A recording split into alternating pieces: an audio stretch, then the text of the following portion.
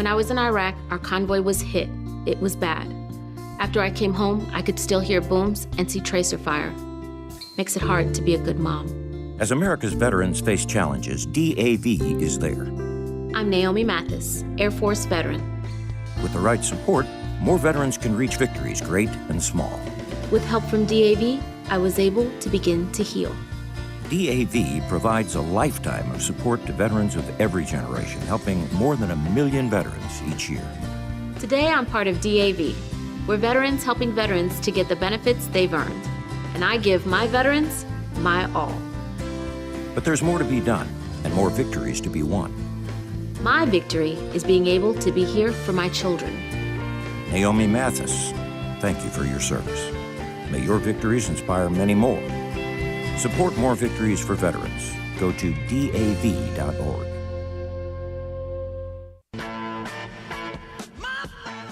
Start your day with Sports 56 Mornings with Greg Gaston and Eli Savoy. Weekday mornings from 7 to 10, right here on Sports 56 and 98.5 FM. We are Sports 56, WHBQ Memphis, and W253DF Memphis, Flynn Broadcasting Stations. It's time to get up and get your day started. Morant. A jawbreaker! It's Sports 56 Mornings with Greg Gaston and Eli Savoy on Sports 56 and 98.5 FM. The first hour of Sports 56 Mornings is brought to you by the Big Green Egg. Now, here are your hosts, Greg and Eli.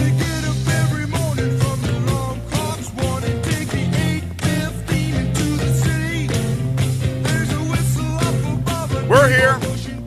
Hopefully you're there. Welcome in to Sports 56 Mornings, the Tuesday, May 2nd, 2023 edition. You got Greg Gaston, Eli Savoy, and Zach Boyd. We are in the Family Leisure Studios. Family Leisure, their vacation at home sale continues. It's where family and fun come together. 2120 Whitten Road, just north of I-40. First hour of the program is brought to you by the folks at the Big Green Egg. Jam-packed show for you today. Coming up on the program, it's Tuesday. That means our weekly visit with Connor O'Gara at 7:25. We'll talk college football with Connor. We'll talk NFL draft. There's a lot happening. Even though it's the off-season for college football, still plenty of news. At 8:05, for the final time this season, we'll wrap up things with Brevin Knight, Grizzlies television analyst. Grizzlies Report brought to you by Los Cabos Mexican Restaurants. At 8:30, the new Tigers assistant coach, former Mississippi State and Western Kentucky head coach Rick Stansbury will be joining us. And then at 9:05, Jeff Crane from the University of Memphis. We'll have another month of Jeff, and then we'll take off a couple of months in the summer and then pick it right back up in August. We got Humdinger's Trivia coming your way just after the top of the hour break in hour number 2. And, of course, we'll let you know what the topic will be for tomorrow's 5 favorite things. NBA playoffs, 2 games last night, 2 games on the docket tonight. We will discuss that. Got some transfer portal news, some football news involving the University of Memphis. That's all coming up on the program. Of course, you could always be a part of the show. Hit us up on the Sports 56 listener lines. Questions, comments, concerns, call in or text in at 901-360-8255 or hit us up on Twitter, Facebook, YouTube, or on the website at Sports 56 or make that sportsmemphis.com. We got another beautiful day in store for you here. A little chilly this morning. I like it, though. 49 degrees. It will warm up to about 68 degrees today. Sunshine, and I'm looking at 0% precip, and then it's 1%, like overnight. Beautiful, beautiful day, just like we had yesterday. Unfortunately, there's a lot of rain in the forecast for this weekend. That's your lineup for today. Sit back, relax, enjoy. If you're driving, be careful, and have some fun here, as we will over the next 3 hours. Good morning to you. Good morning to you. So sad news. I hate to start off with the sad news. Oh, it's sad. I hate sad news. I hate sad news. And for you, it's probably not too sad because, you hate Canada. You despise Canada. Did Canada get wiped off the map? No, but Gordon Lightfoot died. I like Gordon Lightfoot. Gordon Lightfoot is a treasure. He's a national treasure of Canada. And for those who don't know, he's a singer-songwriter. He was huge in the 70s and 80s. He wrote songs and sang songs such as Sundown, If You Could Read My Mind, Carefree Highway, Rainy Day People, Beautiful, and of course, the famous Wreck of the Edmund Fitzgerald. He was 84 years old. He played at the Orpheum several years ago, not that long ago, but he was playing basically all the way up until his death. He had battled a lot of health issues. But, yeah, I hate to bring up the sad news to start the show, but, again, all you youngins out there wouldn't know Gordon Lightfoot from Zach Boyd, but, for all of us. From Joe Heavyfoot. From Joe Heavyfoot. But, do you think he drove slowly all the time? he was carefree when he drove down the highway. I know that. Well, he's got a light foot. I mean, he's got a light foot. He was carefree. You might as well be carefree. I mean, Sundown's one. I love I've got Sundown on my phone, as a matter of fact. Great song. I love that song. And the Wreck of the Edmund Fitzgerald, again, about a negative topic here, about a tragedy, was still chilling just to listen to that song and how well written it was and performed as well. So, yeah, certainly some sad news. Maybe Zach, Mr. DJ, on the ones and the twos can get us a little Gordon Lightfoot music as we go along. There's not really anything heavy rock with Gordon Lightfoot. It's all kind of light, entertaining music. But, yeah, he passes away at the age of 84. I wanted to bring up this story before we dive into the NBA playoffs. And we're in the world of, obviously, gambling, legal gambling. Not every state, but a lot of states, including our great state of Tennessee. Now, this has nothing to do with Tennessee, but it has to do with the state of Ohio. So yesterday, I get this alert, and I'm like, what is going on here? So I look into the story. Ohio gambling regulators on Monday instructed the state's licensed sports books to halt betting on college baseball games involving Alabama after suspicious wagering activity was detected on the Crimson Tide's game against top-ranked LSU on Friday. The directive issued by Ohio Casino Control Commission Executive Director Matthew T. Schuler and obtained by ESPN prohibits the acceptance of any wagers on University of Alabama baseball effective immediately. Again, this is from a Friday game, but it just came out yesterday, this information. So ESPN has reached out to the Ohio Casino Control Commission for comment. I don't think they've given them any comment. LSU led Alabama 8-1 after 7 innings and held off a late rally by the Crimson Tide for an 8-6 victory on Friday in Baton Rouge. The Tigers were around minus 245 favorites over the Crimson Tide in the game in question. Alabama will play Vanderbilt this weekend, start a series with the Commodores. I don't know if it will still be in effect or not, but it wasn't just we're stopping for this particular game. It's until they figure things out.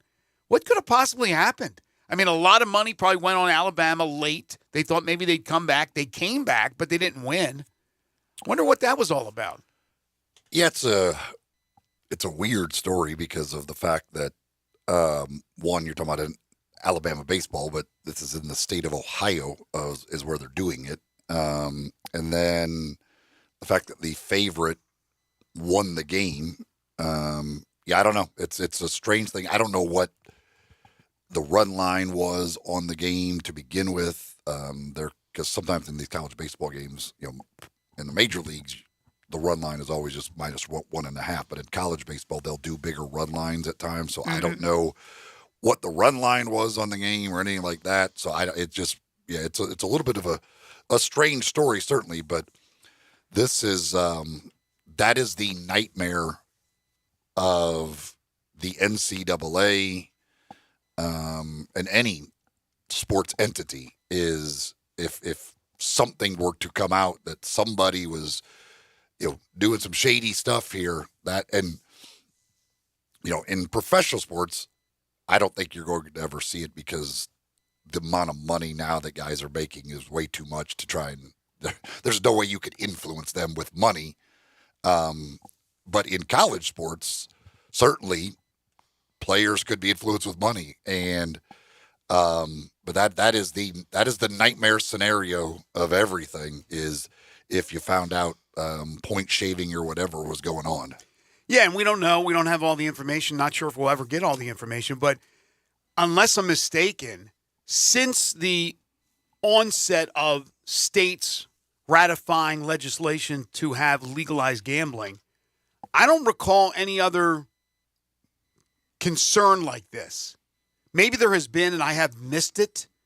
I know back in the day, there's been shady things, obviously point shaving with Hot Rod Williams and things of that nature, Donaghy in the NBA. But I'm talking about since really the onset of legalized gambling outside of Vegas, sports gambling outside of Vegas.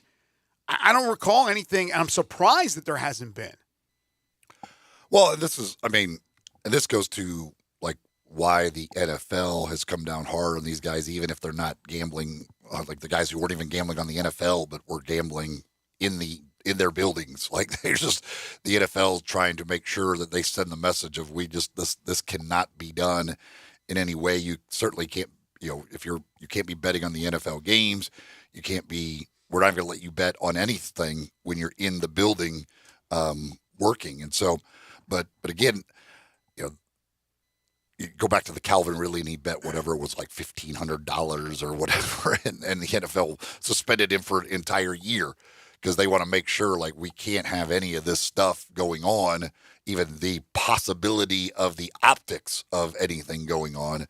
But again, in college, man, it's certainly these kids, you could see how somebody might be able to get to them and influence them with money.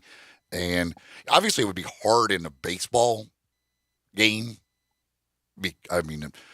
You don't know if it's a pitcher, for instance, you don't know for sure exactly what if he starts getting rocked, he gets taken out of the game and he can no longer influence the game. Exactly. If it's a hitter, he only bats once every time through the order. So in baseball, it'd be hard to get somebody to really be able to influence the outcome. By the way, and you're right about the NFL / comparison to now collegiate sports with the money that's being made. Why would you even attempt to do something like that? But we had the Lions situation here recently with a few of their guys suspended as well. They were the ones suspended for betting. They weren't even betting the ones that didn't get the full year. Jameson Williams, they were betting. They weren't even betting on football, but they were betting in the Lions facilities, exactly. And the NFL is not going to tolerate and that. I listened to last weekend, I was driving around, and I heard, I think it was Dominique Foxworth, who's a Maryland Terrapin. Go Terps. But he was making no freaking sense. He kept talking about, I don't see what's wrong. I don't understand what's wrong with this. I mean, he talked about the Ridley situation. He talked about the Detroit Lions. He didn't understand even doing it at the facility. Like you said, the optics.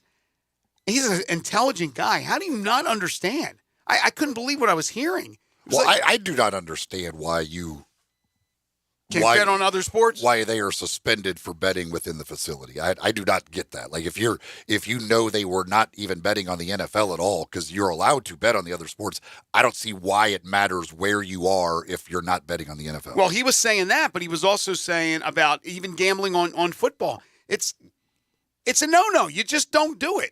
If they tell you it's in the bylaws, it's in your contract, whatever it is, you don't do it. You just don't do it. And you don't do it at their facilities. I mean, it's not as bad maybe if you do it at your house, but it's still something they frown upon. They don't want you to do, and you will be penalized if you do it. So just don't do it. And the thing is, and I can't remember, and I guess I can maybe find out again next year.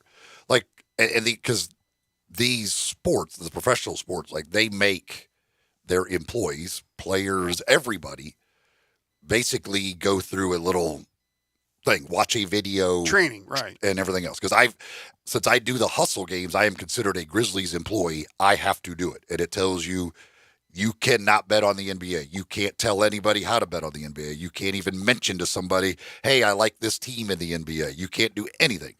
And I can't remember if it actually says, it tells you can bet on other sports, but you can't bet on the NBA. And I can't remember if theirs says that you cannot do it while in their facilities. I don't know, like if you're betting on other sports, I don't know if it says you can or cannot do that in their facilities or not.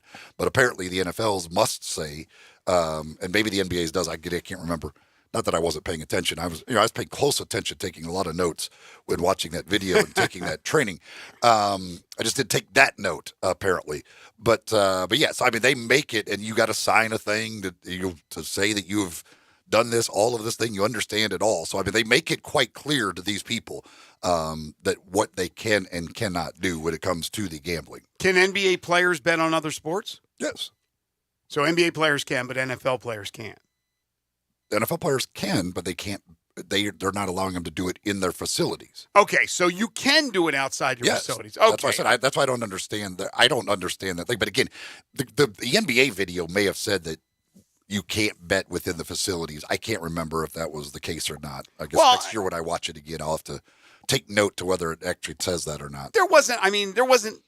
It was harmless in the sense that these guys were probably just bored and they bet a couple of things. I mean, there was no inside trader information or any of that crap. So, this wasn't like the scandals from before legalized gambling. Sports gambling was a thing when it was only in Vegas, when you could only go out to Vegas. This is before online and before things of that nature. Everything. In fact, 90% of gambling was behind closed doors and shady areas and in back alleys and things of that nature. Those days are gone. In fact, it's funny because you look at the arenas and I don't know if it's enticement of gambling, but they certainly support it. They certainly have support there, right? Well, the sportsbooks sponsor leagues. They sponsor teams. I mean, you listen to a broadcast, and Rob Fisher's giving you a tip. Okay, so why can't?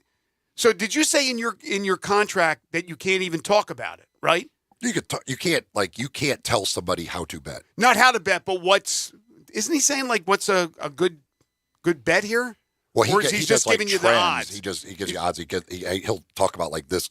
These two teams have gone over or whatever. So it's kind of semantics. He's giving you the info, and I'm picking out on Fish. He's doing his job there, but it seems like it's semantics. He's giving you all the information to make your bet. Not enticing you to bet, but kind of in an indirect way they are, and they support the legalized gambling because the legalized gambling now is a part of the avenue now that the NBA is walking down. And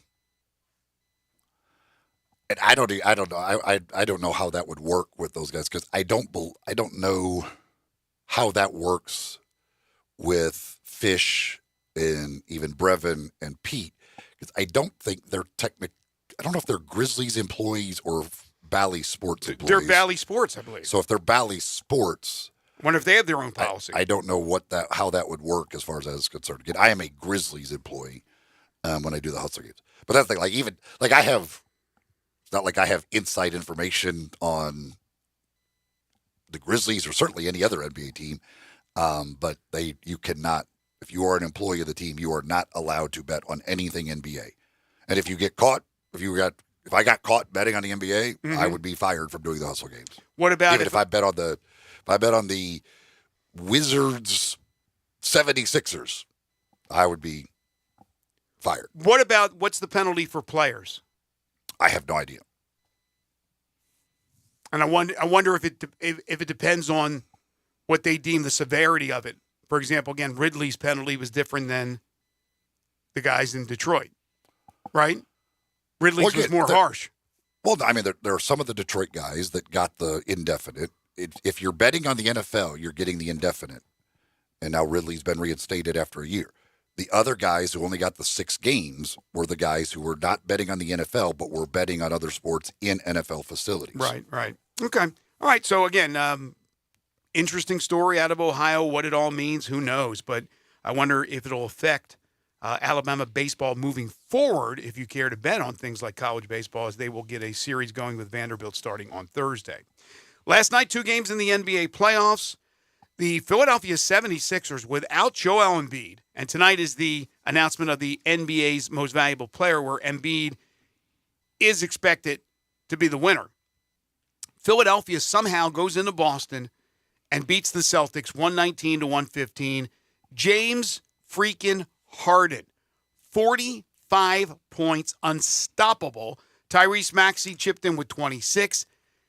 DeAnthony Melton, dun, dun, dun, dun, 5 of 6 from 3, 17 points. Jason Tatum at 39 and 11 boards, but not enough. Rough 24 hours for Bostonians as the Bruins got knocked out, and then in the Stanley Cup playoffs, and then the Celtics lose Game 1 to the 76ers without Embiid. Yeah, that performance by Harden was impressive, and that the finish there with the weird turnover as Brogdon threw the ball right to Tyrese Maxey as the shot clock was expiring, and Maxey went for the layup and nobody else moved. It was so bizarre. Like, I thought Maxey, at first when I watched, I thought Maxey actually traveled when he stopped, like, because he kind of like picked up the dribble, turned around, and looked like, why is nobody else coming down here with me? And I was like, did he just travel while doing that? But then it showed that he did not. And then Harden with the massive 3 to win the game. James Harden, he can do it in Game 1. I want to see if he can do it in Game 7. Well, they made no adjustments on defending Harden. He was just a killer from the beginning. I think he scored 12 in the first. But that's funny, that pass by Brogdon. Maxey, who was Maxey guarding? He was out there by himself just kind of watching the play. There was nobody they were 10 feet within him. I mean, the shot clock was going to expire, so I think everybody started to go off down the other way. I think they all kind of just stopped doing anything because it was obvious the shot clock was going to expire. I think he kind of lost his man, probably looking at the shot clock. Well, they're going to get a shot off anyway. And also, like, the ball's like coming to him. He's like, okay, well, I'm going to go with potato. This. And then everybody else just stopped when the horn sounded, and it was just like it was just funny because like the way he turned around and looked like. It might, like, is there a joke or something? Like, is something going on? Why is nobody else running with me while I'm doing this layup? But it was, that was a strange deal. I still don't understand with Boston how Jaylen Brown got 3 shots in the second half of that game. He was 6 for 7 in the first half, playing great, had 16 points at halftime, and got 3 shots in the second half, with 2 for 3 from the field in the second half. The one knock on the Celtics for me, they're one of the deepest teams in the NBA without question. They got some gunners on that team, and Tatum's not one of them. So all of a sudden, Smart and those guys start taking their shots. There's not enough shots for Brown. There are games when those guys just start going crazy. And well, I mean, Marcus Smart only took 7 shots. No, I'm not saying in this particular game. I'm just saying there have been games where Smart's shooting 15, 16 times, and he's a capable player. I'm just saying there's a lot of guys who at times need their shots. You see sometimes selfishness from Boston. They struggled a bit in that Atlanta series. They struggled a bit with the Hawks. I still think they win the series. I think that's a wake-up call. The news on Embiid is not great. He has a small tear, according to reports, in his knee. So I don't know what's going to happen, if he's going to play or not. But they get Game 1. They win in Boston, so they're up. Will they win the series? That's a whole different question and a whole different story. By the way, now with the Embiid injury, missing that first game, here are some of the big names that have missed time already in the postseason in the NBA playoffs. Joel Embiid, Giannis Antetokounmpo, Julius Randle, Jimmy Butler, John Morant, Anthony Davis, Tyler Hero, Victor Oladipo. Now Chris Paul goes out in the Phoenix game with a groin injury. I'm not even talking about guys that wouldn't be considered stars like Steven Adams and Brandon Clark and so on and so forth. What, Anthony Davis? Anthony Davis has missed, according to this story I'm reading right here, did he miss any time at all? I mean, he left the one game. That's probably what... He hasn't missed a game. Well, no, they said missed time. That's what I said. Stars who have been injured or missed time during this postseason. He's missed some time. That's fact. But anyway, it's star after star after star, not to mention role players as well that have missed time. The 76ers now this year without Joel Embiid. 13-5. Mm-hmm. So clearly better without Joel Embiid. Probably should get rid of him. Just like Ja. Grizzlies need to dump Ja. So then the late game, Denver and Phoenix. I thought for sure Phoenix would figure out a way. Denver wins by 10. They hold serve at home. They go up 2-0 in the series. Nikola Jokic, 39-16. Yeah, he won't win the MVP this year more than likely because they're tired of giving it to him, but he's pretty good. I always laugh when I see sometimes like the talking heads out there kind of knock him a little bit. I mean, Jokic is unstoppable. Booker at 35, KD at 24, but they lose Chris Paul to that groin injury, and that could be something that lingers throughout this series. Suns, I like the Nuggets in this one. I like the Nuggets in a close series, maybe a 7-gamer. Still can go that way, but right now I think the Suns are in big trouble. Yeah, that was a win with Jamal Murray having a bad night. 0 for 9 from 3, 3 for 15 from the field, but Jokic picked up the slack. He was really aggressive offensively from the get-go in that one. You could tell he was in a different mode of trying to score, and certainly they ended up needing it because of Murray's bad night. But they're really good at home. People kind of seem to forget that they're the number 1 seed and how good they actually are, but they're pretty darn good, especially at home. Tonight, Miami and New York, Game 2 of their series. Heat lead 1-0. Julius Randle sprained left ankle, questionable. And now Jalen Brunson is questionable. That could be another star who misses time. He has a sore right ankle, so the ankles have not been kind to the Knicks. The Lakers and the Warriors will begin their series. We'll have much more on the NBA playoffs, in particular that series, a little bit later on in the show. Pinnacle Roofing and Restoration for all your roofing and home repair needs. It's a simple call away. Dial up Brandon McCullough. He's the owner of this locally owned company. 901-438-5084. 901-438-5084. Go online to newroofmemphis.com. They offer financing, different plans and options to choose from, whatever suits your budget. 6, 12, 18 months, same as cash option. They'll work with your insurance company or out of pocket. They do residential and commercial roofing. So business owners and property managers, along with homeowners, if you have a leak or any other roofing issue, call Brandon today.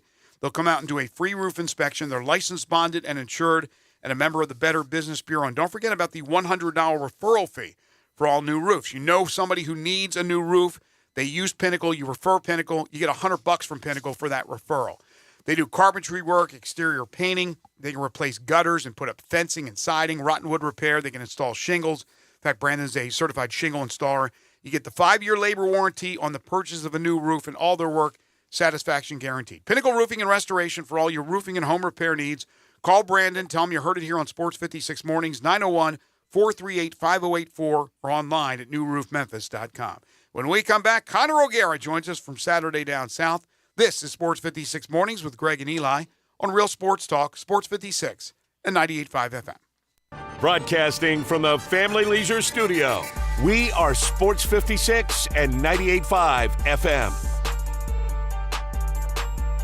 They're taking care of business in Memphis, right on the river with Grind City Brewing and all of their great products. Look, this was a dream come true for a father and son duo. And if you have not been to that brewery right on the river, just to the north of downtown, you're really missing something special. And now you can't miss their products. Wherever you go, you see a brand new label. It's clean, it's beautiful, it's distinctive. You'll know Grind City Brewing, and of course you know their products like Poppy's Pills, that great Pilsner, or Tiger Tail, that very creative craft malt liquor. There's the new Thaddeus Amber Lager. That is absolutely a great light beer. There's the India Pale called Godhopper. It's outstanding. And then there's the Belga, the Belgian-style wheat ale. They keep bringing hits at Grind City Brewing. WeatherGuard, the name that stands for unmatched security in truck boxes, is now making a name for itself on the NASCAR Craftsman Truck Series circuit. WeatherGuard is the official sponsor of the safety and security work crews at Speedway Motorsports tracks across the country. Engineered to meet the demands from job sites to race sites, WeatherGuard truck boxes feature double welded seams, weather-tight seals, and high security latches and locks. If it's a job worth doing, it's a job worth WeatherGuard. Learn more at weatherguard.com/truck. Add a little excitement to your sports watching experience by betting on all the action on FanDuel Sportsbook. There's a reason why FanDuel is America's #1 sportsbook. Their app is simple to use. They've got great odds on all different betting markets, unique, fun bet types like same-game parlay, and exclusive always-on promotions such as enhanced odds boost on the biggest events to let you get more action out of every game day. And if you win, they even get you your winnings safely in as little as 24 hours. If you've never tried FanDuel Sportsbook, what are you waiting waiting for? Go to FanDuel.com, Sports56 promo code to get in on the action, all on an app that's safe, secure, and super easy to use. Just go to FanDuel.com, Sports56 to join now or sign into your FanDuel Sportsbook account. Must be 21 or older and present in Tennessee. First online real money wager only. $10 deposit required. Refund issued as non-withdrawable. Bonus bets that expire in 14 days. Restrictions apply. See full terms at FanDuel.com/sportsbook. Gambling problem? Call the Tennessee Red Line at 1-800-889-9789. Attorney Joe Cordell. Business owners and professionals face special challenges in divorce court. In addition to everything else going on, they have to contend with allegations that they are earning more than they are, coupled with claims on their business or practice itself. Clients with assets depend on their divorce lawyer's skills in these matters, and that's why it's so important to hire someone that has those skills. Schedule an appointment with one of Cordell & Cordell's Memphis attorneys. 6000 Poplar Avenue, Suite 225, Memphis, Tennessee, 38119. Getaway Sports Bar, the best-kept secret in town, open noon to 1:30 a.m. 7 days a week. Garvin, the owner, created this SEC NFL Dream Bar over 20 years ago. You'll never miss a minute of action. 10 TVs, 5 70-inch TVs for all the big games. Rack them up on 6 pool tables. Coldest beer in town, grab you a pool stick and get you some good bar grub. 100% Angus burgers, big and moist chicken tenders. Daily happy hour Monday through Friday, 2 to 6 p.m. with long neck domestics, 225 Getaway Sports Bar, 4632 Winchester. Sports 56 traffic.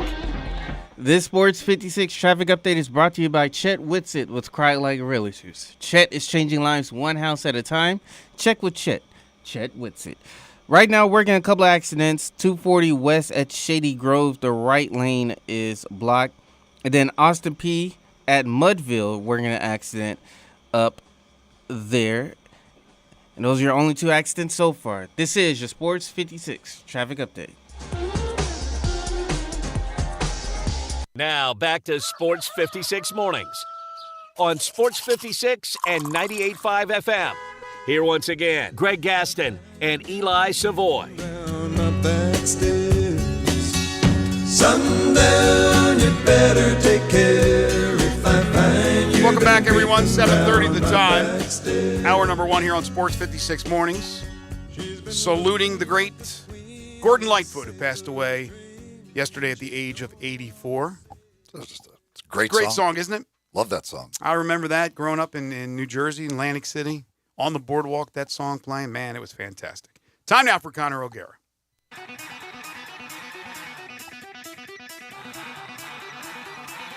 It's time to talk some SEC and college football. Joining Greg and Eli is Connor O'Gara from SaturdayDownSouth.com and SaturdayTradition.com. Here's Connor O'Gara with Greg and Eli. It is always great to catch up with Connor O'Gara. We do it all year long here on Tuesdays. Make sure to read him at Saturday Down South, Saturday Tradition. Follow him on Twitter at CJ O'Gara. What's up, Connor? Gentlemen, not a whole lot. NFL draft. I was just telling Zach, NFL draft ends, and it's kind of like, all right, we go into now a little bit of summer vacation mode where we get to dig into some deeper things. So I'm working on projects, but life is good. How about you guys? Doing well, and got some questions from the draft that we'll get to. But I got to start off here with this Alabama situation, because even though things do slow down, you have the portal and you have Alabama dipping into the portal for a quarterback in Tyler Buchner, who I'm not a big fan of anyway, the Notre Dame guy. Obviously, the connection with the new offensive coordinator, he comes in. What does that mean for Nick Saban's starting quarterback? And is there an issue with Alabama going into 2023 at that position? I think there are a few ways to look at this. If you're looking at the Alabama quarterback room saying, oh, no, they're totally satisfied, this doesn't really move the needle, this isn't anything, I'd say, well, then why did Alabama bring in a 5th scholarship quarterback to its room when they already have 4 blue-chip guys? That to me is a sign of something, as is the fact that this is the first time that Alabama has gone after and gotten a quarterback from the portal since it became known as the portal. Mm-hmm. This isn't something that Alabama does. And so now you're looking at this room that has Tyler Buchner, who obviously has the experience with Tommy Rees at Notre Dame. You have a guy in Jalen Milroe who, is the oldest, most experienced, but still has some issues, as we saw in the spring game. And then Ty Simpson, who's a former 5-star guy from the great state of Tennessee, and you're kind of wondering, all right, what's going to happen here? What's this battle going to look like? Because none of these guys have really probably done enough in their past to be the outright dude.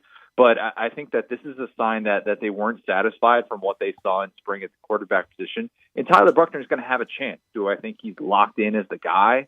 No, because I think I've seen, and I've done a breakdown of kind of his game, and I've seen some of the issues that he's had and some of the decision making. But I do think it is significant, and he's going to be able to compete for the starting job.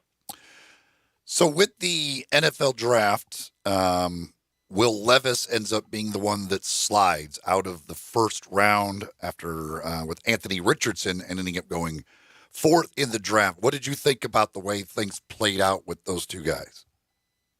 The Anthony Richardson thing I get, but I also think that people are wildly overlooking some very key differences, and people keep saying, oh, in Indy, they're going to try and do what they did with Jalen Hurts because, it's the same offensive coordinator, and, they're going to try and make that work.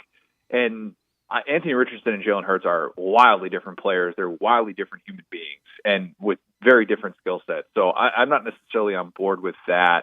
I do like the fact that Anthony Richardson, even though I thought he's way overdrafted, and people saying he's the best quarterback prospect ever are just watching him work out, not watching him, actually play football. I think that there is an obvious reason to go after a project like that in hopes that you could shoot for the moon, so to speak, and get a Pat Mahomes, get a Josh Allen, and be able to kind of take that big risk. Because if your front office is going to be gone in 2 or 3 years, if this doesn't work anyways, you might as well try and go big. So I get it from that standpoint. But, the Levis thing, Levis went where he probably should have all along. And that's kind of a weird thing to say. I always felt more comfortable with him being a late first, early second round guy. And the market told us that's what he ends up being. And this is now going to come down to whether or not he can get good enough at his craft. I'm not necessarily out on Malik Willis as the biggest Malik Willis fan in existence. So I don't know that it's the best situation as some have made it out to be. But I do think that he ended up going where the market said he should have, despite the fact that he had all these traits that we talked about in the pre-draft process. I feel for the guy. I like the guy, but I do think that it was a little bit telling to see him have the perceived fall and end up going where a lot of people thought it made more sense. Yeah, so with that said, with the market value basically being somewhere early second round, the NFL doing their due diligence, or should be doing their due diligence, why do we always seem to have one of these dudes that just drops like a rock? Did they do a disservice to Will Levis by having him in the green room? ESPN did a disservice to Will Levis by coming up with these made-up analytics and saying he had a 0.1% chance of lasting. What is that? I was trying to figure that out too. Like, what's the mathematical equation that tells me when Will Levis should be picked? Based on what? Based on human beings making decisions? This isn't win probability, okay? That you can actually come up with analytics. You're basing this on whether or not one person is going to write down this kid's name on a sheet of paper and hand it to the owner, whoever's making that decision. That's just ridiculous to me. And I hate that graphic kept showing up, and it made it seem like a bigger deal than it was. And, oh, my gosh, how could this possibly happen? It's like, this happens now. We just saw it happen last year with Malik Willis, where he was the over-under, I think, for his selection was like 10.5, and he ends up going deep into day 2. So, like, I look at this situation and I say it's a tragedy that we had to watch that graphic continue to show up. But, he's going to have a chance to be able to succeed. Now, I saw the stat from Scott Docterman, and I think this is interesting. There have been 33 second-round quarterbacks drafted since 1990. Only 5 of them have gone on to start 100 games. Wow. I mean, that is crazy. Wow. And that's like 6 seasons. Jalen Hurts is going to join that group very soon, probably. But still, man, like, it's just not that easy when you're not considered the franchise guy. And we know all the stuff about the 5th-year option. You've written about next year's, I guess, Anthony Richardson and Will Levis, as you call it, the polarizing quarterback, and Joe Milton. And certainly Joe Milton has a lot of ability. He's got a howitzer for an arm, although 2 years ago at the start of the season, he was missing guys by 20 yards. Last year, he I think, looked more accurate when he got into games, stuff like that. What should we expect out of Joe Milton this coming season? one of the biggest questions I have for the entire college football season, and I've tried to talk to people around him to get more of a feel for this, including Alex Golish, who was his offensive coordinator and primary play caller, who's now at USF. And one of the things that he said is, Joe Milton, everybody's going to talk about the Clemson game of where they figured out, okay, he's not necessarily the same player he was 2 years ago when he shows up to Tennessee, and he was, as that staff put it, the best practice quarterback they had ever seen. But now he has gotten to a place because of what they saw him do in the Vanderbilt game, wherein it was raining that entire second half, and they actually had to play more of a game manager style. And that's what they wanted to see Joe Milton do, be a game manager. You need to be able to be a game manager at times, despite the fact that you can throw the ball anywhere between 80 and 90 yards. But he made those good decisions that they like. Now, does it mean it's going to translate into a full season wherein there are no hiccups? No, I don't think that's the case at all. But I think he showed the coaching staff a lot over the course of the last year to think, okay, he is the unquestioned starter going into fall camp.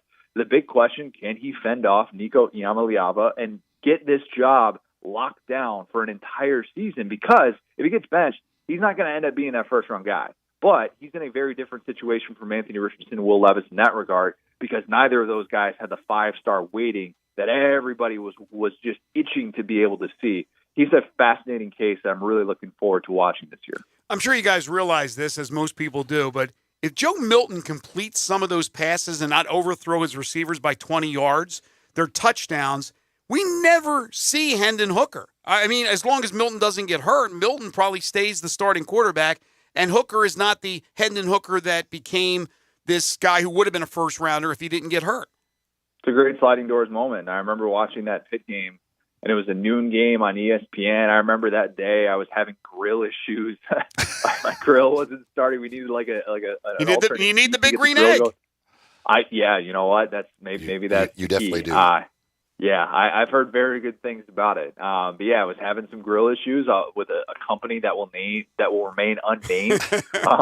But I remember watching Hendon that day and just being like, this dude is it, and he is ready to go. And it is an interesting sliding doors moment, not just for Hendon Hooker and in his life and what it became, and he ends up getting drafted in the third round by the Detroit Lions, but being able to see what it's done for Tennessee football, because Tennessee football is not back or even in that conversation without the heroic efforts of Hendon Hooker. The lack of mistakes, though, that's what I'm interested in seeing. Like the low interception total, you can't take that for granted, and I'll be interested to see if Joe Milton can continue that, because that's kind of what kept Tennessee afloat in some of these games wherein it did feel like it was very back and forth.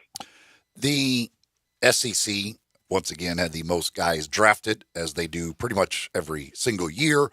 Where do any ones that stand out to you? Like, where do you like where they're at and the chances they have to succeed immediately? Yeah, I mean, I have an article on SaturdayDownSouth.com coming out today about that. The 7 rookies that I think will have the best success from the SEC. And I went basic with number 1. I'll spoil it for you guys. I mean, I had Will Anderson number 1 just because I think he's got the highest floor of anybody in this draft, and that even includes Bryce Young, who, let's be honest, rookie quarterbacks, you're going to take it on the chin, man. Like, it's going to be rough year one, especially with what they have with the Panthers. So I actually had him a little bit lower on the list at 4, but 2 guys that I really like. I love Emmanuel Forbes. I love that guy's skill set, what he brings to the table as a true lockdown corner on the outside. The Commanders drafted 16 overall, somebody that was kind of barely getting mocked in the first round. And if you look at how he is able to jump routes, his instincts, man, like he's like 165 pounds, but he's 6 feet tall and he is rail thin. But I think he can be to the Commanders what Trayvon Diggs was to the Dallas Cowboys. So I'm excited to see him. And then Devon Achane, him and Mike McDaniel's offense with the Dolphins and his speed, they just have speed galore. Can you picture Tyreek Hill and Devon Achane, who is like a world-class sprinter, running sprints every day in practice? I think that his ability to hit those home run plays and getting into an offense where they can actually stretch the field, I think that's going to benefit the former A&M star. It's funny when you talk about Forbes' weight, because the first time I saw his weight, I think they listed it at 165, and I was like, that's got to be a mistake. Like, you can't be going to the NFL at 165 pounds. And that's listed. I was like, my gosh, I don't remember last time I was 165 pounds. I know, like I think he might have had to beef up to get that to that place to the combine, man. Like, think about this: he's 30 pounds less than Bryce Young. That's crazy. I was like, that's a misprint. There's no way an NFL player is weighing 165 pounds. See, that's why you got to fly by everybody and not be touched, because if you get touched, man, that could be a problem. Is Kirby Smart on the Eagles' payroll? Man, it feels like it. What Kirby has done to convert Howie Roseman, a Florida grad, into just drafting all of these players, it is unbelievable, man. Like, what a crazy concept. Hey, this historically great defense? Let's just pick guys off it one by one. Let's just get 5 guys off of this unbelievable 2021 Georgia defense and just assume that that's going to work. Like, when they traded up to Keely Ringo, this was in the 4th round. They traded a future 3rd-round pick to trade up and get him. I cannot tell you how crazy that is, but it was so obvious right when they did it, and they keep showing the war room after they draft another Georgia player, and secretly, when they traded up with my Chicago Bears to get Jalen Carter with that number 9 overall pick, I was bummed because right when the Bears traded back, I said, oh, man, they don't want Jalen Carter. But it ends up being, this makes perfect sense for him to be able to go to a situation where they have Fletcher Cox. They obviously have his former teammate in Jordan Davis. And, oh, by the way, Nakobe Dean. And then in a couple hours, they're going to draft Nolan Smith as well. So, I mean, it is crazy to see what they've done. Yeah, he might be on payroll. Kirby has done some remarkable things in his career, but maybe the most remarkable is convincing a successful NFL franchise to just draft all of his players. It's a novel concept. They've been the best for 2 years. Why not take their guys? It makes a lot of sense. Trade for DeAndre Swift. Yeah. Exactly. All right, great stuff as always. He's Connor O'Gara from Saturday Down South, Saturday Tradition. Read all his great stories there. Follow him on Twitter at CJ O'Gara and catch him every Tuesday right here on Sports 56 Mornings. Thank you, Connor. Gentlemen, appreciate it. Take care. I mean, with Emmanuel Forbes, think about that. So you're 165 pounds. You're playing corner in the NFL. A run play is coming towards you. You literally might have a blocker who is 200 pounds more than you coming to block you. Take on that block. That's why you gotta avoid these guys. The minimum Less will contact, be the better. The minimum will be the guy's going to be twice your weight in all likelihood. Right. The guy coming to block you is twice your weight. And that's a killer. You got to fly by and get by these guys to get to the ball carrier. You curl up in the fetal position and say, screw that. I'm not here to tackle. I'm here to guard wide receivers. The rest of you can deal with these 300-pound behemoths. I am not. I'm only 160 pounds. I ain't doing this stuff. I didn't join the NFL for contact. All right? It's the whole Deion thing. Deion was paid to cover receivers. He wasn't paid to tackle running backs and take on blocks. He was there to do one thing, and he did it extremely well. So as long as Forbes can guard guys, man, oh man, I can't imagine at 160 pounds, some 330-pound tackle coming at you full speed to try and block you. No, do not sign me up. Hell, just trying to take on the 220-pound running back is enough. No, it is. Let alone the blocker that is in front of him. You mentioned the big green egg, and certainly Connor needs to get himself a big green egg. You don't have any grill problems. I had the old big green egg fired up last night. Cooked some steaks on the big green egg, 650 degrees. Boom, boom. Few minutes, and they are done, and they were delicious. It absolutely is awesome. And the fact with steaks, you can get it up there 650, 700 degrees, sear those babies and take care of that. But you also can cook low and slow, 200 degrees for 10 hours if you want to with a Boston butt, or you're doing ribs or whatever it is. It's so versatile. All the different accessories help you with whatever you want to bake or whatever you want to make on your big green egg. They've got 7 sizes as well. Go to biggreenegg.com for all the details, and you can also find them here in town. Ace Hardware locations, Hamilton Fireplace. Check them out, the Big Green Egg. I got some portal news involving Memphis Tigers football. We'll give you the topic for 5 favorite things that's coming up in our last segment here in hour number 1. Busy second hour with Brevin Knight and new Tigers assistant basketball coach Rick Stansbury. This is Sports 56 Mornings with Greg and Eli on Real Sports Talk, Sports 56 and 98.5 FM. Be sure to follow us at Sports 56 WHBQ on Twitter, Facebook, Instagram, and YouTube to watch live video of our shows, stay up to date with station events, and have chances to win prizes. Don't miss out on anything that's going on. Follow us at Sports 56 WHBQ. Los Cabos is famous for their authentic Mexican food, great steak fajitas, enchilada tacos, and unbelievable seafood freshly flown in from crab legs to shrimp, and Los Cabos handcrafted margaritas.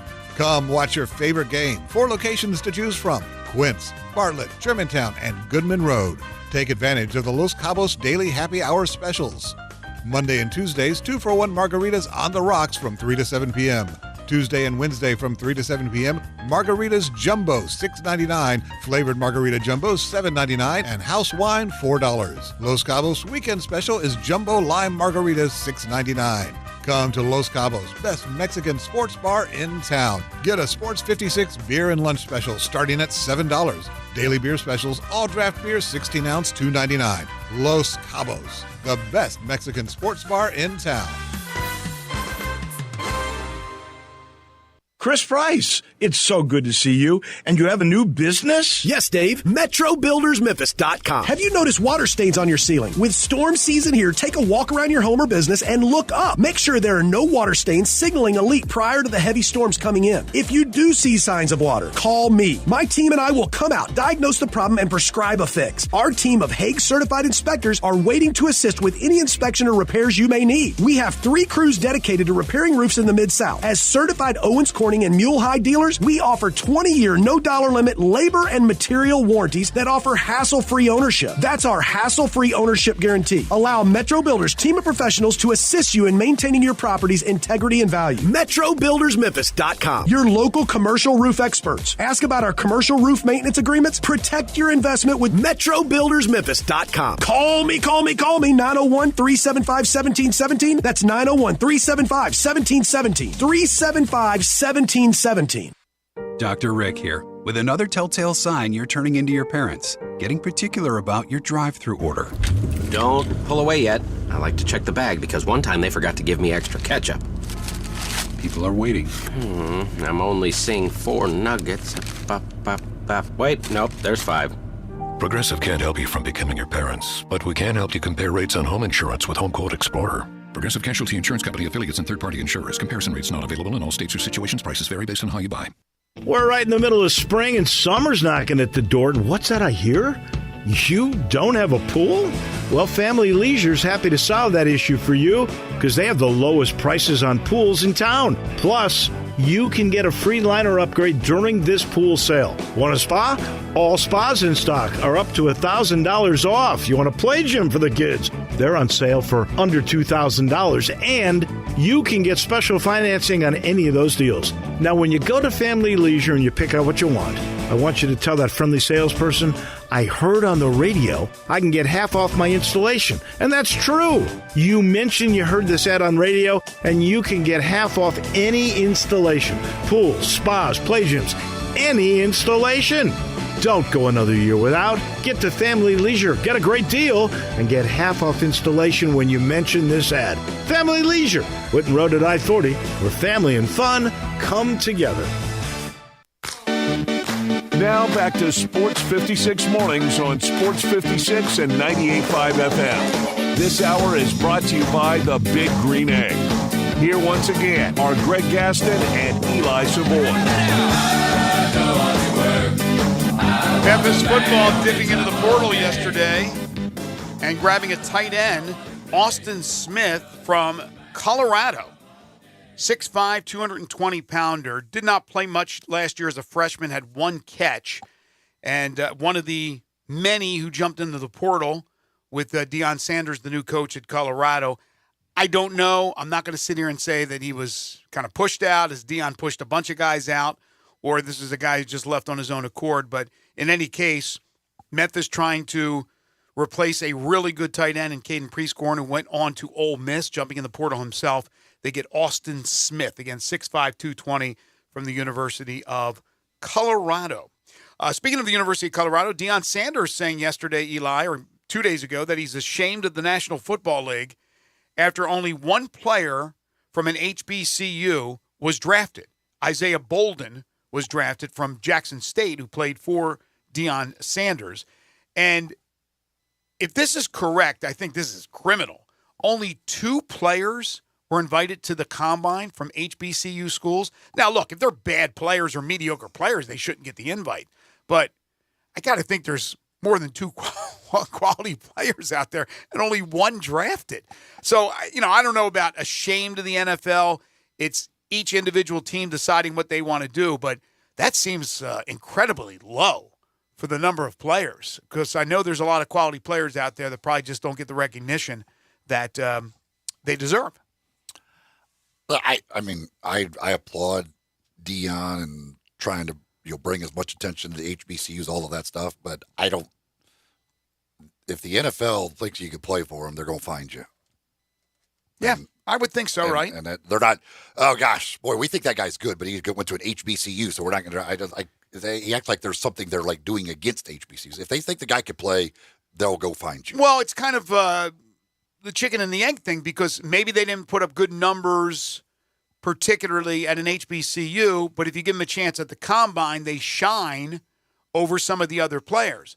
But you got to put up the numbers to get the invite to the combine, and if you put up the numbers, like you said, NFL teams will see you, they will recognize you, they will evaluate you. But anyway, Dion certainly up in arms about that. Notre Dame, there's a story out there. Now, this has been drifting around for a while now, but we've been wondering, when we've been talking about expansion and realignment and things of that nature, what's going to happen to the independent Notre Dame? BYU and independent is now part of the Big 12 going into 2023. Notre Dame remains independent. Well, according to a story that's out there, they are going to seek, which I think is the number that you and I came up with, $75 million in annual rights fees to remain independent. In other words, NBC, show us the money. Right now, currently, NBC pays Notre Dame $22 million, which is up from what it was, $15 million, to wrap up their contract. They're looking at, according to this report, $75 million. Does the network, NBC, step up to the plate for that much money? Is there that much value in the Notre Dame product? I don't. I said way back when, I just don't believe they can get. They're not going to get the amount of money being independent as they would get by being in the Big Ten. I just don't think they can do it. I don't see any way they get that type of money. Yeah, I don't think so either. And I think in the future here, I'm not sure what the Big Ten breakdown is for the new contract, but it's going to skyrocket one day. It's going to be over $100 million. It's going to be in the next couple of years. They're going to be up to right around $100 million. Yeah, so again, asking 75, but NBC more than likely probably balking at that. We'll see what they end up doing. Tomorrow is Wednesday. That means 5 favorite things, brought to you by Bartlett Small Engine. Here's the topic. We've dove into this many times before, but we haven't used it as a question. Your 5 favorite 2 sports stars. Your 5 favorite 2 sports stars. Okay? Okay. Does that have to be professional level or just? No, that's what I was going to ask you during the break. I forgot to ask you. I think we break it down to where it could be, you were a 2-sport star as a professional in both sports, or a pro and college, or a college and a college. You were great in 2 sports. I mean, great. And that's judgment as well. But, 2 sports stars, collegiate, combination, professional. All right? Okay. Interesting. The NBA playoffs are here. You can turn crossovers into cash with FanDuel. Just visit FanDuel.com/Gasman. Right now, place a $5 bet. You'll get an instant $150 back in bonus bets, win or lose. That is a pretty darn good deal. The Warriors and the Lakers open up their series tonight. The Warriors at home, a 4.5-point favorite. Now, they lost their last home game to the Kings, 1-2 on the road, which was the opposite of what happened during the regular season when they couldn't win on the road. But I think they will open up the series and make a statement. Warriors minus 4.5 tonight. You get great promotions every single day with FanDuel. Safe and secure app. Get paid instantly. There's no better place to bet all the playoff action than on America's #1 sportsbook. Just go to FanDuel.com/Gasman. Sign up to get $150 back in bonus bets when you bet your first $5. FanDuel, official sportsbook betting partner of the NBA. Must be 21 or over, present in Tennessee. Bonus issued as non-withdrawable bonus bets that expire 7 days after receipt. Restrictions apply. See full terms at FanDuel.com/sportsbook. Gambling problem? Call Tennessee Red Line at 1-800-889-98 9789. When we come back, we'll open up hour 2 with Humdinger's Trivia, then Brevin Knight, followed by Rick Stansbury, a busy second hour. This is Sports 56 Mornings with Greg and Eli on Real Sports Talk, Sports 56 and 98.5 FM.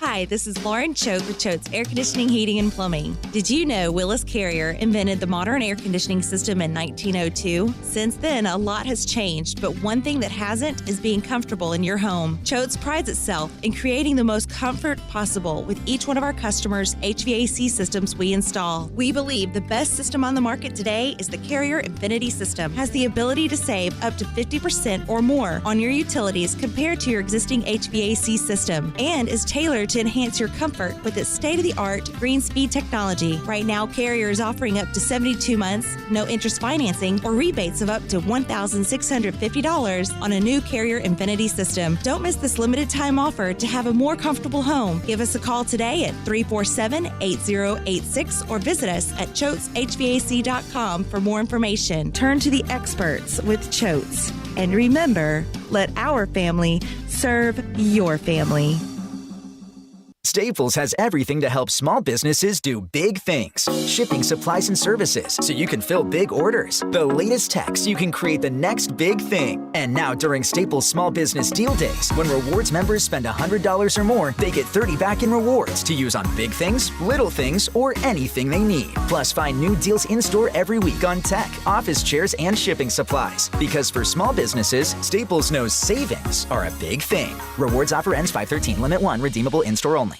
Do you know one of the best things you can do for your employees or family's health? Provide Arctic Clear bottled water. Arctic Clear bottled water is your locally owned and operated bottled water provider. Arctic Clear is 100% natural spring water with free delivery and setup, dependable service, and no long-term contracts. What an easy choice. Call Jeff Manus today, 901-382-2363, or visit arctic-clear.com. Arctic Clear bottled water. Call now, 382-2363. That's 382-2363. Did you know nearly 40% of men under 40 and over 75% of men over the age of 40 experience sexual performance concerns? At the Memphis Men's Clinic, their experienced physician performs a comprehensive evaluation that determines which specific issues may interfere with your sexual performance. These issues can vary and range from anxiety to medical issues, low testosterone, or erectile dysfunction. The Memphis Men's Clinic has evaluated hundreds of men of all ages over the years and reestablished a normal sexual life.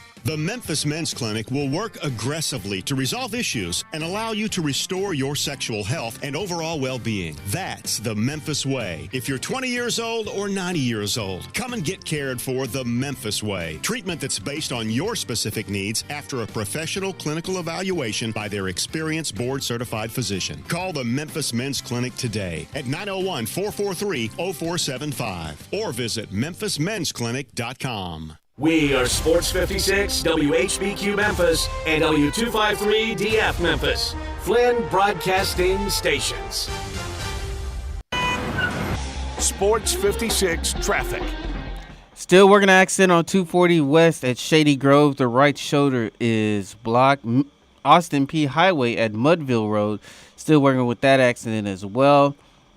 New accident on the roadways. There's Getwell north at Winchester. There's Getwell at Winchester. And then 40 West is experiencing some delays. So just keep that in mind if you have to use I-40 West to get to your destination. This is your Sports 56 traffic update.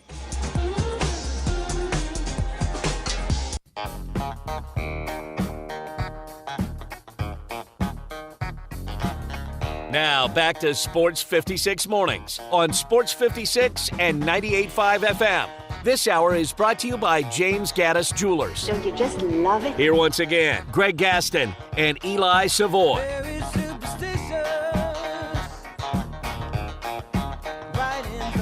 Welcome back, everyone. 8:02 the time. Hour number 2 here on Sports 56 Mornings. Greg Gaston, Eli Savoy, and Zach Boyd with you on this Tuesday, May 2nd, 2023. We are in the Family Leisure Studios. Family Leisure, their vacation at home sale continues at 2120 Whitten Road, just north of I-40. Coming up in This second hour, Brevin Knight will join us in just a few moments to put a wrap on the Grizzlies season, talk about the future. Rick Stansbury, new Memphis Tigers assistant basketball coach, at 8:30 will join us. Jeff Crane from the University of Memphis at 9:05. The second hour of the program brought to you by James Gaddis Jewelers. I'll tell you more about them in a little bit. But now it's time for a little Humdinger's Trivia. That's right. Today's Tuesday. That means it's Taco Tuesday over at Humdinger's. You can enjoy their delicious chicken or fish tacos for just $2 each all day long. That's each and every Tuesday that they do that at Humdinger's. Of course, if it's not tacos, well, plenty of other great, delicious items on that menu. From all the different grilled fish options with the great toppings and the great sides and salads and sandwiches, the crispy fish and chips, which on Fridays they do their special with the crispy fish and chips for just $9.99. That's on Fridays. They do that at Humdinger's, so you can go by and enjoy some great food over at Humdinger's at Poplar and Massey. And if you're the first to answer today's trivia question correctly, you'll get a $25 gift certificate to Humdinger's. Answer via text at 901-360-8255, 901-360-8255. You text in those answers, and the first correct answer gets the $25 gift certificate to Humdinger's. Here is today's question. Of course, the Grizzlies were unable to force a Game 7 against the Lakers. We did have a Game 7 in the series between the Sacramento Kings and the Golden State Warriors. Every current NBA team has played at least one Game 7 in their history. There's only one team that has never lost a Game 7. Who is that team? The one team who has never lost a Game 7 in their history. 901-360-8255, 901-360-8255. By the way, the Grizzlies have never won a Game 7. They are 0-3 all-time in Game 7s. So don't answer Grizzlies. Yeah, do not answer the Grizzlies. That'd be a bad one. We know they've lost Game 7s. Again, they've never won one. They are one of a few teams who have never won a Game 7. There's only one who has never lost a Game 7. All right. Get those answers in for Humdinger's Trivia. Time now for a final time this season to talk with Brevin Knight. It's time to talk Grizzlies basketball. Joining Greg and Eli is former NBA point guard and now Grizzlies television analyst Brevin Knight. Brevin's weekly visit is brought to you by Los Cabos Mexican Restaurant. Los Cabos has 4 locations serving great authentic Mexican food. Visit them on Quince at Kirby in Germantown, in Bartlett, or at their new location on Goodman Road in South Haven. Now, here's Brevin Knight with Greg and Eli. It is always great to talk to Brevin Knight. Unfortunately, it's not about the Grizzlies continuing their season. It is that the Grizzlies season is over. You can follow Brevin on Twitter at BrevinKnight22. If I was to tell you a couple of months ago, Brev, that the Grizzlies would not be playing basketball as of May 1st, you probably wouldn't believe me. I wouldn't have, because we had grandeurs of at least a couple of rounds of playoff basketball with this team. But the one thing that we have learned and that teams around have learned is when you don't have major pieces available, then it makes it extremely hard for you to be successful. Losing the series is one thing. Losing Game 6 was one thing out in L.A. How in the world did they lose by 40? When you don't put forth maximum effort in a playoff series, when the other team is playing desperation basketball, then those things can happen, and it just continued to spiral out of control. And a lot of it is you give the Lakers the credit. They were the more focused team. They made the necessary plays. They understood the gravity of the situation. And that's something that this young ball club just has to take as a learning experience, but understanding when you get to the playoffs, it is truly a different level of basketball. Mm-hmm. Absolutely. I'll ask you a hypothetical, and I'm just asking for your opinion here, obviously. If all the injured, the walking wounded, were in uniform and playing for Memphis, do the Grizzlies beat the Lakers? I think they at least give themselves a realistic chance of beating the Lakers. We all as you said, with the hypothetical, who knows? But I think with Steven Adams would have given them rebounding, but the bigger thing he would have given them was a offensive ball mover, which means what we missed without having Steven was he was an initiator from the elbow or the top of the key. It's how we got the backdoor cuts, how we did a lot of our dribble handoffs. It's what allowed the other guys to crash and get to the glass because he worked outside. So his loss was bigger than just physicality and rebounding. He kept the ball moving on the offensive end, which we really needed and didn't have enough against the Lakers. The whole Dylan Brooks situation, from the poking the bear comment to then not talking after the losses. What if Dylan came to you and just asked for advice? What's your advice to Dylan Brooks? My advice to him is finding out what your role is going to be in this NBA and how do you maximize that to make sure that you have a long, lucrative career. And I think for Dylan, what his role and what he's going to be in this NBA is he's going to continue to be one of the best defenders. He's going to be one of the best competitors. And on the offensive end, he's a very good mid-range basketball player that then becomes a three-point shooter when he gets into a rhythm. And if I'm someone talking to Dylan Brooks, I say, Dylan, look at Jimmy Butler. At the end of the day, you should be Jimmy Butler. Jimmy Butler continued to destroy people in the mid-range. He was a lockdown defender. He became an all-star because of him playing his brand of basketball. Not to say, will Dylan become an all-star, but in terms of patterning himself after someone in the league that is similar, I think that he sees the way that Jimmy has approached the offensive end. Jimmy Butler was not a three-point shooter, still isn't. He's a mid-range assassin that then has acquired a three-point shot, and really just here in his later years. And so if it was me talking to him, I would say pattern your game after Jimmy Butler. Continue to be a defensive stopper and on the offensive end, mid-range jump shooter who has three-point capabilities. And he doesn't talk, Jimmy Butler, which is the complete opposite of Brooks. Brooks. Well, I don't mind. I was a talker, so I'm never going to tell someone not to talk. Because if you can talk, you go out and play, you back it up. There's going to be times where your talk is backed up, and there's going to be times when you talk and the other person gets the best of it. That's just the nature of competitive sports, the nature of you're going to be a talker. It's fine. Today wasn't my day. I got to take it today because it wasn't my day. But when it is my day, you're going to hear about it. But I know you well enough to know that you would face the fire. You wouldn't walk away from the criticism. You would say, hey, man, he got me this time, all right? I said it, and he got me, and I'm going to get him the next time. That's what you would say, something to that effect, right? You wouldn't walk away and not meet the media and not talk to the media. The reason why I said both for both instances, when Ja did it, when Dylan did it, when any of these guys do not go to the podium or do not speak to the media after a bad game, but you speak after every good game. Now, if you're a person that doesn't speak at all, I just don't do the media. Then, hey, listen, he doesn't like to do the media. Right. Even when it's good or bad, he doesn't like it. But if you're going to be willing to jump up there when it's good, you got to be willing to jump up there when it's bad. That is just being a professional in this association.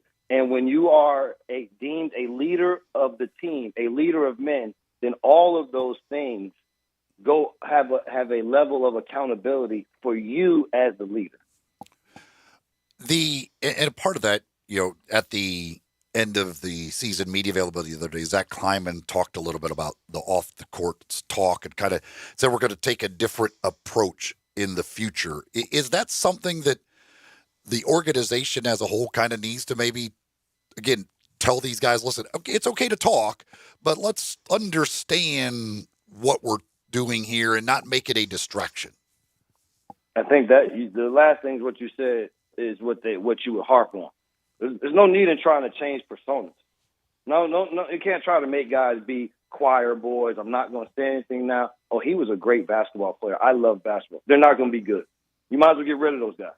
If you're not going to allow them to play with the edge that they have, then there's no need for you to have them on the team. What you do have to do, though, is explain that when we do have this edge, when we do talk this way, understand with the position that puts you in terms of the rest of the league. Because what it is, these are grown men that you're playing against whose livelihoods depend on what happens with this ball. And so when they step on the floor, it's just added incentive of, I want to beat you. I want to shut you up. I want to do whoop that trick. I want to dance as you're coming in. I want to do all the things that y'all do to have fun. We want to do it against you. But the thing with the Grizzlies, don't change who you are. That's who you are. Walk your walk, talk your talk, but know what comes with it and understand the way that you have to approach the game when you step on the floor.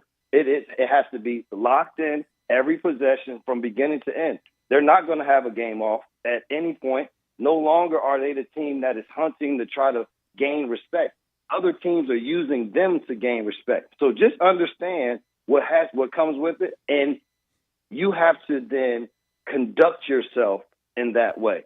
But don't stop being who you are. I'm not trying. I don't want to dumb anybody down. I don't want you to stop. No. Talk your talk, but understand what comes with it. And I would say, I don't know, and I certainly understand. Just find. Don't poke one of the greatest bears of all time. Yeah. Just find a different bear. Find a different bear. But here's the thing the other thing is, once you do that, then be available to go out there and defend them. To be able to go out there and help your team win games, to do all of the little things. Then that is no longer can you run and talk about, well, what they didn't do for me or no. You put yourself in this position. You put our team in this position. So now we all got to live up to it. It can't be, well, y'all, no. Well, live up to what was said, and just go out there and play the game. And if it doesn't work out, guess what you say? Damn, I didn't play well enough. Well, I didn't do my job. Not only did he poke the bear, but then he didn't bring the goods. He didn't bring the goods. He couldn't shoot. He defensively he struggled. In fact, they had Tillman, as you know, they had Tillman on LeBron a lot. So it wasn't one you want to put in the vault if you're Dylan Brooks. Now I don't know if that means that Dylan Brooks, who is an unrestricted free agent, will absolutely 100% be gone next season. I think he will. I think they're going to move in a different direction. That's my opinion. I'm not even going to ask you for your opinion, Brevin. But we have Zach Kleiman saying on Sunday that this team is going to be incredibly aggressive in the offseason. So I will ask you, where are the needs? What do they do? Because they're not apparently going to run this thing back. They're going to make some changes. They don't need to do an overhaul because they have a lot of great pieces. So where do they need to improve, and what can they possibly do? First, we'll go back to the playoff series because we have allowed this narrative to be as we didn't win because Dylan Brooks. We didn't win because there were a lot of performances from a lot of people. Right. This was more than just Dylan put himself square in the middle of this with his comments, definitely. But the reason why they didn't win the series was because they needed better performances from a lot of people. Absolutely. That they did not get on a consistent basis. Now, moving forward, I think a thing for this team is you got to get a little bit older. You got to get some more veterans that can at least show guys or talk to guys about what's coming. What's this going to look like as they move forward? Then when you get into basketball, I think they need bigger wings. I think one thing that has hampered this team has been the lack of size at the wing position. And what I mean by that is the length, the athleticism. It's something that they haven't had. And the other thing is somebody or somebody that can create their own shot or can get a shot for someone else. In the NBA, if you're watching the playoffs, these teams have multiple guys that can play off the dribble. I thought that this team was very reliant on John Morant creating, very reliant on Tyus Jones orchestrating. And so if you can find some other guys who can be creative on their own, I think will help them on the offensive end. Size on the interior, maybe something, because we don't know the Steven Adams situation. We know Brandon Clark won't be ready at the beginning of the season. Who knows when? I know they say that he's advancing, but it's an Achilles. Nobody's going to go too fast with an Achilles. So they may have to look at some size. There are a number of areas in which they could try to improve. The biggest area, though, I think, is got to get a little bit older and need some wings on some size wings. The young guys, David Roddy, obviously was a part of the rotation and gave some good minutes at various times. For Jake LaRavia, injuries, everything else, it never worked out for him this year. Zaire Williams just kind of became a wasted year after it looked like last year that he was on a good track. Santi made a big jump forward this year, certainly. But for like Zaire and Roddy and LaRavia, what is the future for them? I think LaRavia is the one who you have to see what happens as things goes along, just because he wasn't able to get the NBA minutes that you thought. You had the little bit of a spark to start the year, but then just the NBA, the speed of the game, the understanding, the minutes weren't there. So did a lot of his time in the G League and had good, as you saw, he played well in the G League. Now you just have to figure out how do you translate to the NBA, because those are two different games in the G League and the NBA. With the other young guys, Zaire, I can continue to say for Zaire, if he's going to be able to play in the NBA, he's got to get stronger. It's not even about his skill. It's hard to get to your skill when physically guys are outmatching you. So he continues to get stronger. Roddy, understanding, putting the ball on the floor and finishing, going to the basket. I think he got comfortable with shooting the threes and finding his areas. But then now it's how do I finish going to the basket? Am I going to be athletic over the top? Do I use my physicality to get into you and then finish a little bit below the rim? It's almost like a Ron Artest type game for Roddy moving forward. Santi, I thought Santi's the same thing as Zaire. His next step is, yes, skill-wise, but get stronger, because he's going to be put in a position if this team doesn't, or if they're not able to grab some bigger wing guys, you have to start looking at Santi maybe being able to play three positions on the floor, from the 3 to the 5. I just think for all of them, continuing to work on their game, understand what their roles will be with this team, and then try to fulfill it. So what's up for your summer? Your off time? Oh, you know me. Golf, and more golf. I'm going to guess it's going to play a little golf. We'll play some golf, but this will probably be my last summer to have all my kids under one roof for the summer. So I'm gonna enjoy messing around with them and doing family time and getting ready for next season. Very, very nice. Hey, for next season, Revan, I want you to, for one game, I know Fish is the one goes flashy. I want you to wear the James Harden outfit from last night to a game. No way. I'll say, listen, that's what I tell you.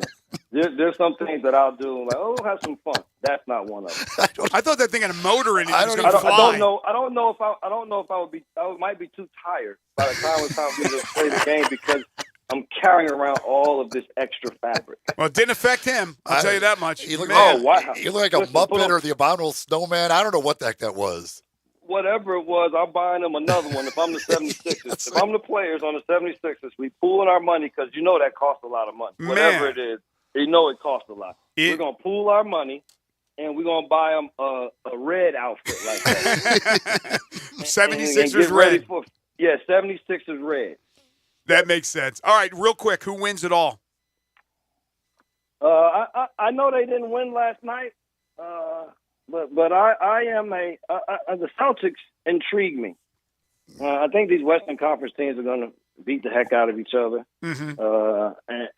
And the Celtics, why? Because the Celtics, they have defenders, they have scorers, they have ball handlers, they have guys that attack the back. They have the entire buffet of what you would like in terms of players and guys that have been around one another. And then they got a bona fide star and a guy that is nipping at his heels of the star in Jaylen Brown. And so as long as they can stay healthy, I could see the Celtics hanging another banner.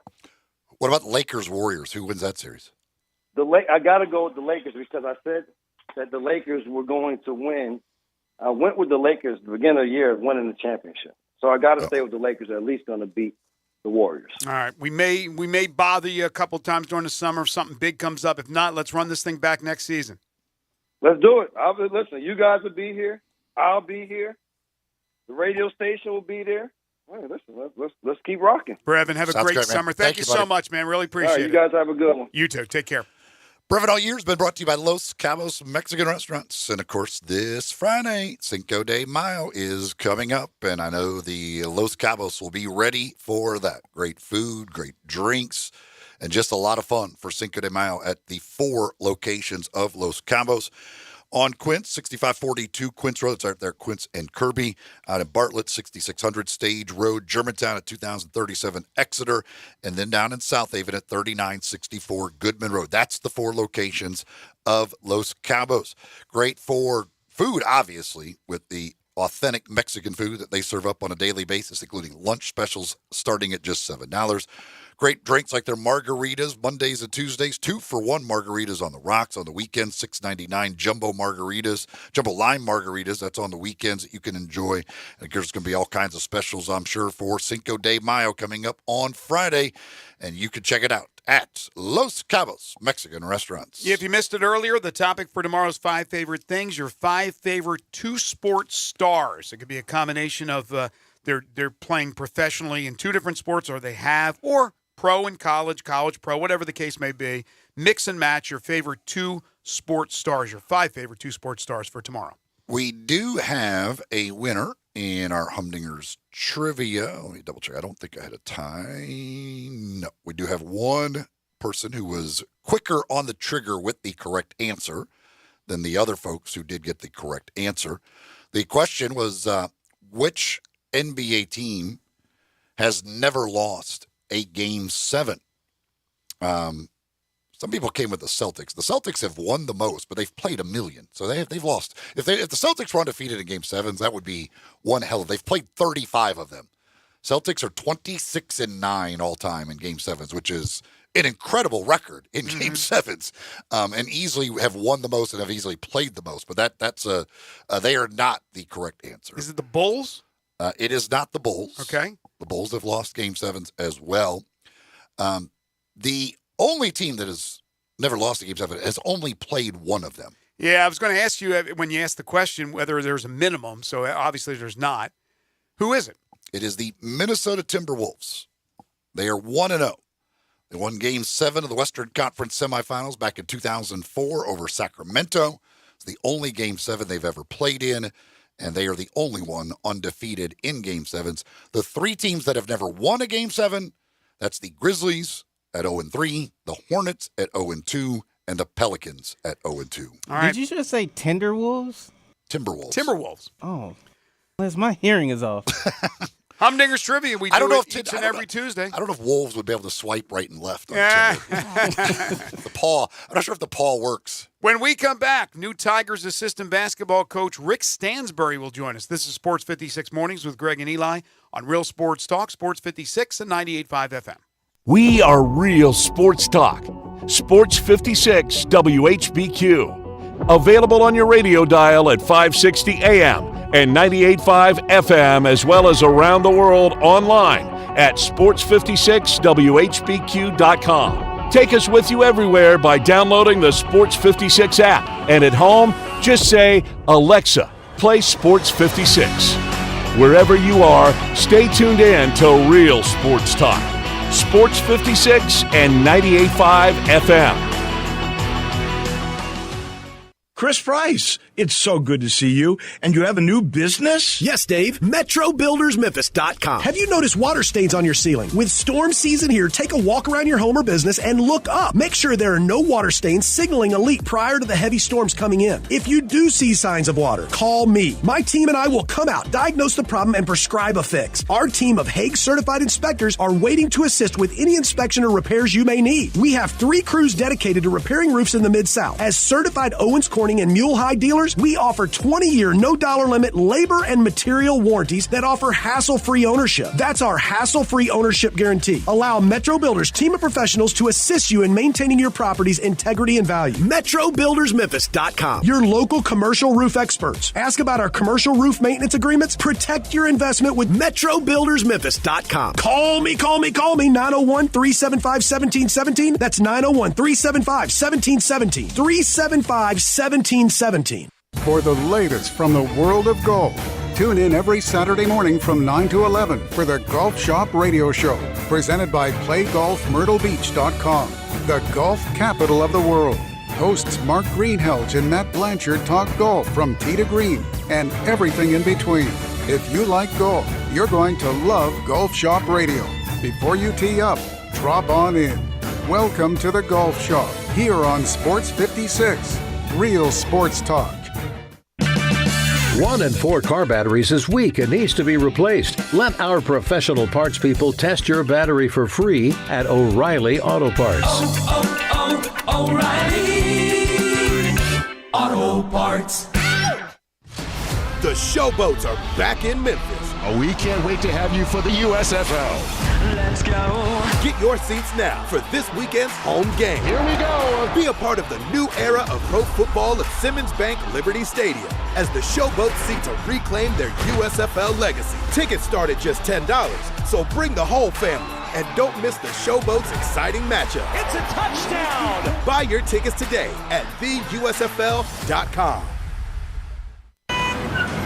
Sports 56 traffic. Got a couple more accidents on the roadway. Still working on accidents on 240 West at Shady Grove. The right shoulder is blocked. Accident on Getwell at Winchester Road. New accident on I-40 East at Shelby Drive. The right shoulder is blocked there. Accident on Goodlet at Park Avenue. And an accident on Walnut Grove at Raleigh LaGrange. Keep it right here. This is your Sports 56 traffic update.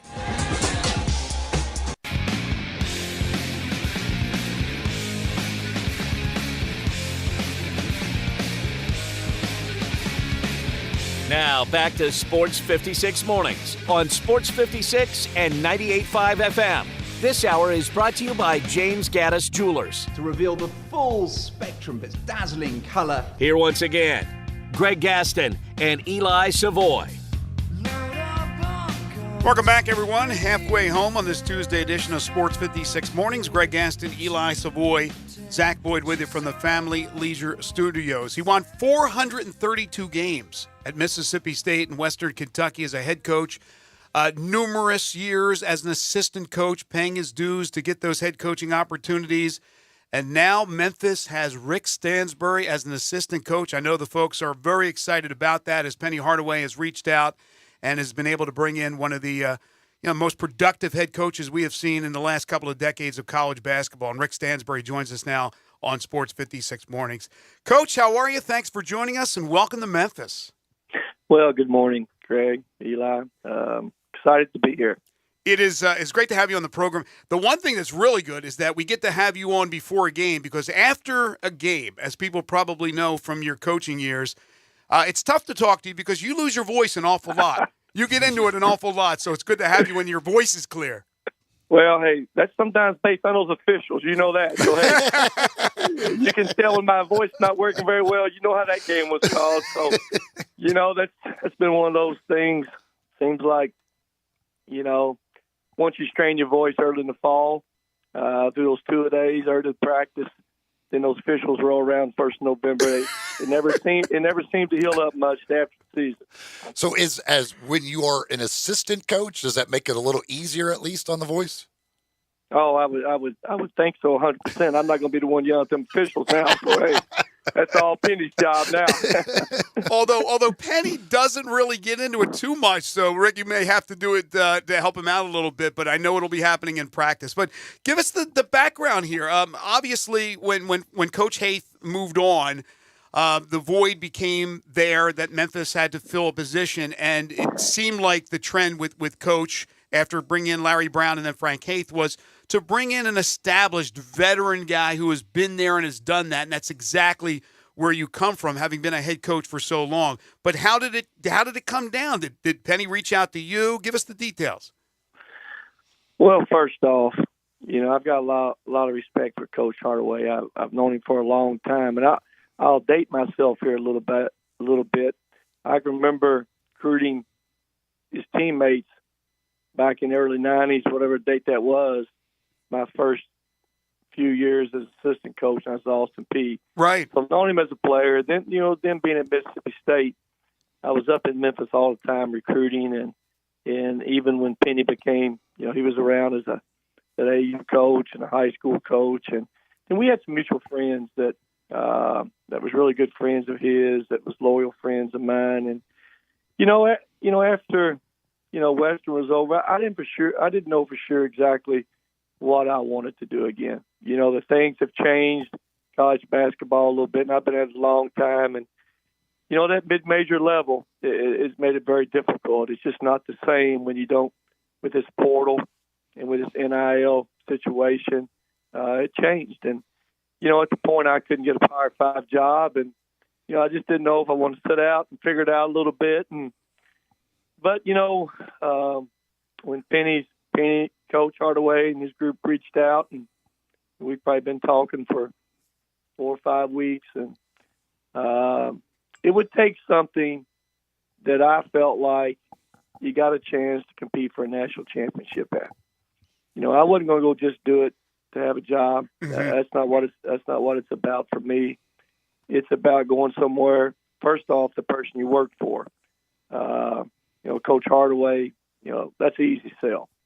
As a player nowadays, it's all about what can you do to help me get to the NBA, and that's okay. That's just the world we're in. What better coach to play for than a guy that just not played in the NBA, but is one of the greatest players of all time. That's number one. Number two, I know the tradition of this place, how good it's been. I know the fan support. This is one of the top cities in the country where they love basketball. Then you add, the Grizzlies and the, FedEx Forum coming into this city. Everything's in place that you got to have to compete at the highest level and compete for a national championship. Winning national championships and getting there, it's a fine line. Missed shot here, a bad call here is different than winning and losing. Mm-hmm. But everything's in place to do that, and that's the intriguing thing for me. Is we got a chance. Number one, I got a chance to work for one of the greatest players of all time. And again, I'm gonna say this: as a coach, I've played against them a couple different times. 3 years ago we played them in South Dakota. 2 years ago we played them here in Memphis. And there's not a team I've played against that players played harder than what Coach Hardaway and his team playing. And there's a lot of respect for that. And that's one thing as a coach. You get your kids to play hard. You got talented kids, those right kind of kids, you got a chance. Yeah. So you put all that package together, coach, this city, tradition, opportunities to compete at the highest level. That was very intriguing for me, and hey, that's why I'm here. As somebody who, as you said, have done it for a long time, and you've been at obviously, in the SEC, you've been now at Western Kentucky at a mid-major level, and you talked about the portal and NIL. How, from your perspective, how has this changed things for coaches? Well, it's totally different than the way it used to be. I would say probably most of my career it's been about, developing. You find young men maybe under the radar a little bit, and you take those young men and develop them, and time they're juniors or seniors, you may have a pro there. Well, those days are kind of over. Mm-hmm. It's all about what can you do for me now. If a young man doesn't play right off the bat, we've made it so we can make it easy for him now. Go find another opportunity. In some cases, it may be good, but in a lot of cases, it's not good. If kids fight through things, hang in there and keep working, then maybe they can reach those same goals at the school they're at. So that's all changed. At the mid-major level, for sure. You recruit a guy, and hey, trust me, I had him.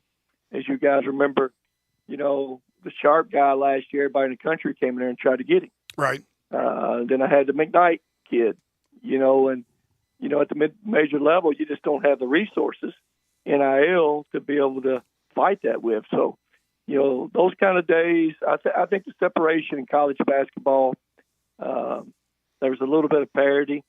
But now with that portal, NIL, there's definitely a line being drawn now that's totally going to separate the mid-majors and the Power Fives and the people who have tradition and NIL and, chances to go in and, recruit players. And then the other rule is, players can hire agents.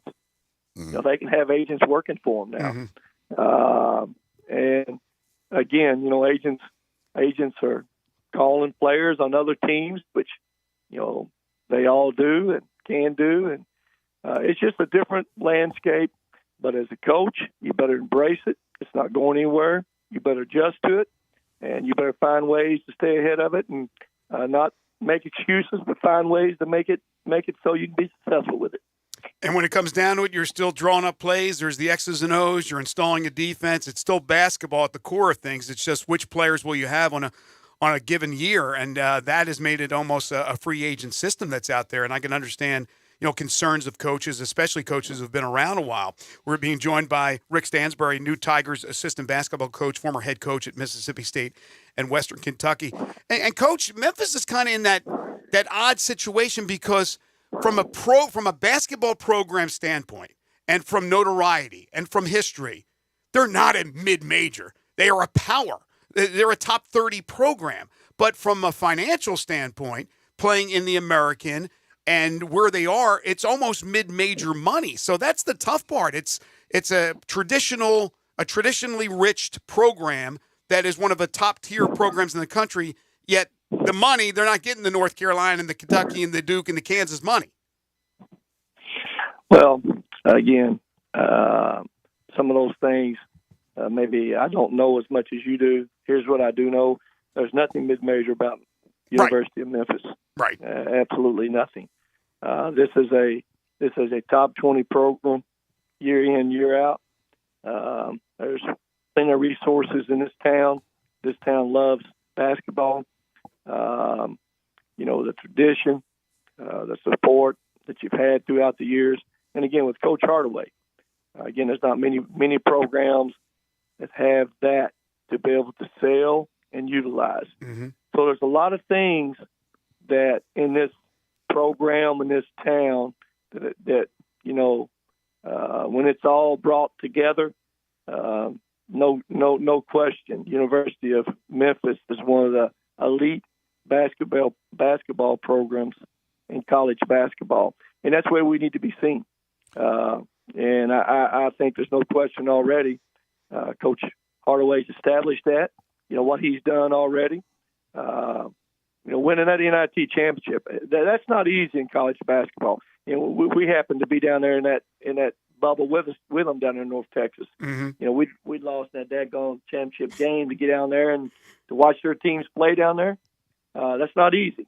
Then the next year, it got them to the NCAA tournament, and this past year, got them back there again, won the conference tournament, and got them to the NCAA tournament again. So the job he's doing is great.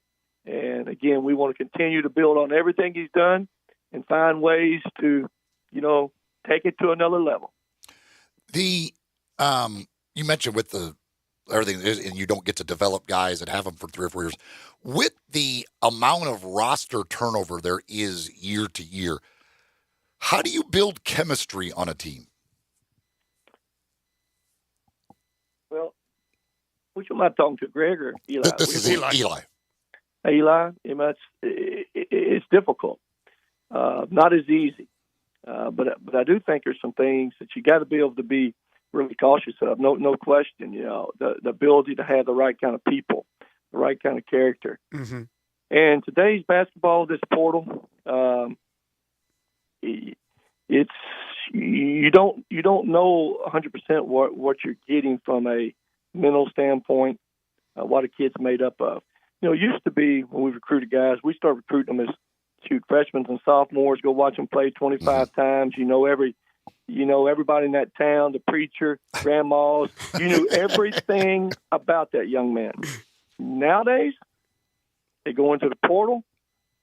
You may not have but a few days to be able to get it done. Mm-hmm.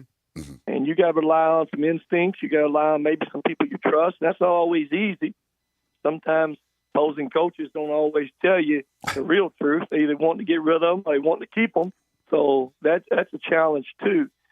But being able to evaluate a little bit of care factor. How much do I care about winning? That winning's got to be a part of it still.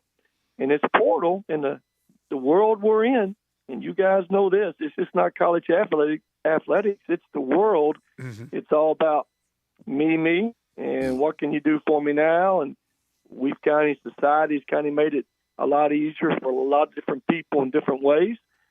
So still trying to be aware of, a care factor. Mm-hmm. What does winning mean to you? And we all understand you're coming to be who you are and how you fit in with teammates, and how you fit in a little bit to making sure the University of Memphis is one of those top goals too, and helping them win. And that's a very difficult thing to evaluate nowadays with the time we can spend on it. And it's really difficult during COVID now when you couldn't go out and visit with them at all. You had to make those decisions over that computer. Hey, I'll be the first to admit you, I wasn't very good at evaluating that heart and soul and that mind on that computer at all. little tough with the Zoom meetings. Yeah, I understand. A few more minutes with new Tigers assistant basketball coach Rick Stansbury. By the way, are you on Twitter? No. I didn't think you were. There's a lot of parody Rick Stansbury accounts, though, just so you know. Oh, are they? Yeah. Hey, listen, when you've been at this as long as I have, I've learned to let you guys handle all that. I stay out of that world. I want no part of, because you have zero control of it. Man, I'm telling you, Coach, I'm more old school probably than you. I mean, I'm up there in my 60s, and I tell you, I don't know how they do it, but it's part of the world. It's adapt or go home, and I guess you got to adapt a little bit. So it is what it is. What about style? For those who don't know you, and of course many do, they've watched you coach for so long. We know with Coach Hardaway, defense first and foremost, likes to push it, get it up and down the court. What do you bring to the table as far as philosophy of the game? Well, I think it always is determined by the players you have. Yes. Mm-hmm. I wouldn't always maybe able to get the best players, where you can always put a player into your system and play the way you want to play every year. I was maybe forced sometimes to get a good player, but maybe he wasn't exactly what I wanted, but you got to adjust to his ability. So, first off is figure out what you guys can do and play to their strengths and adjust to the weaknesses, work on their weaknesses. But if you ask me what we'd all rather do, yes, rather play fast, rather give them a lot of freedom offensively.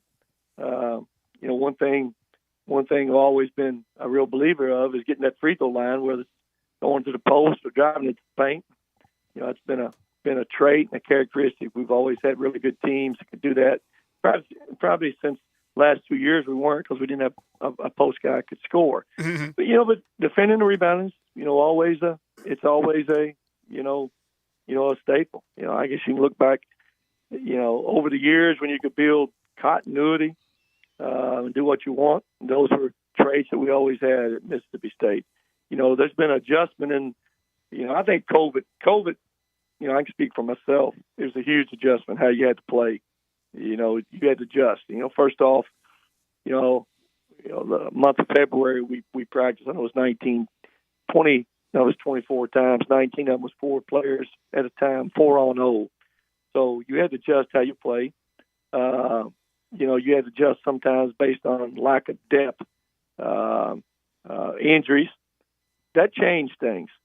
But now, again, to answer your question, coaches got that figured out.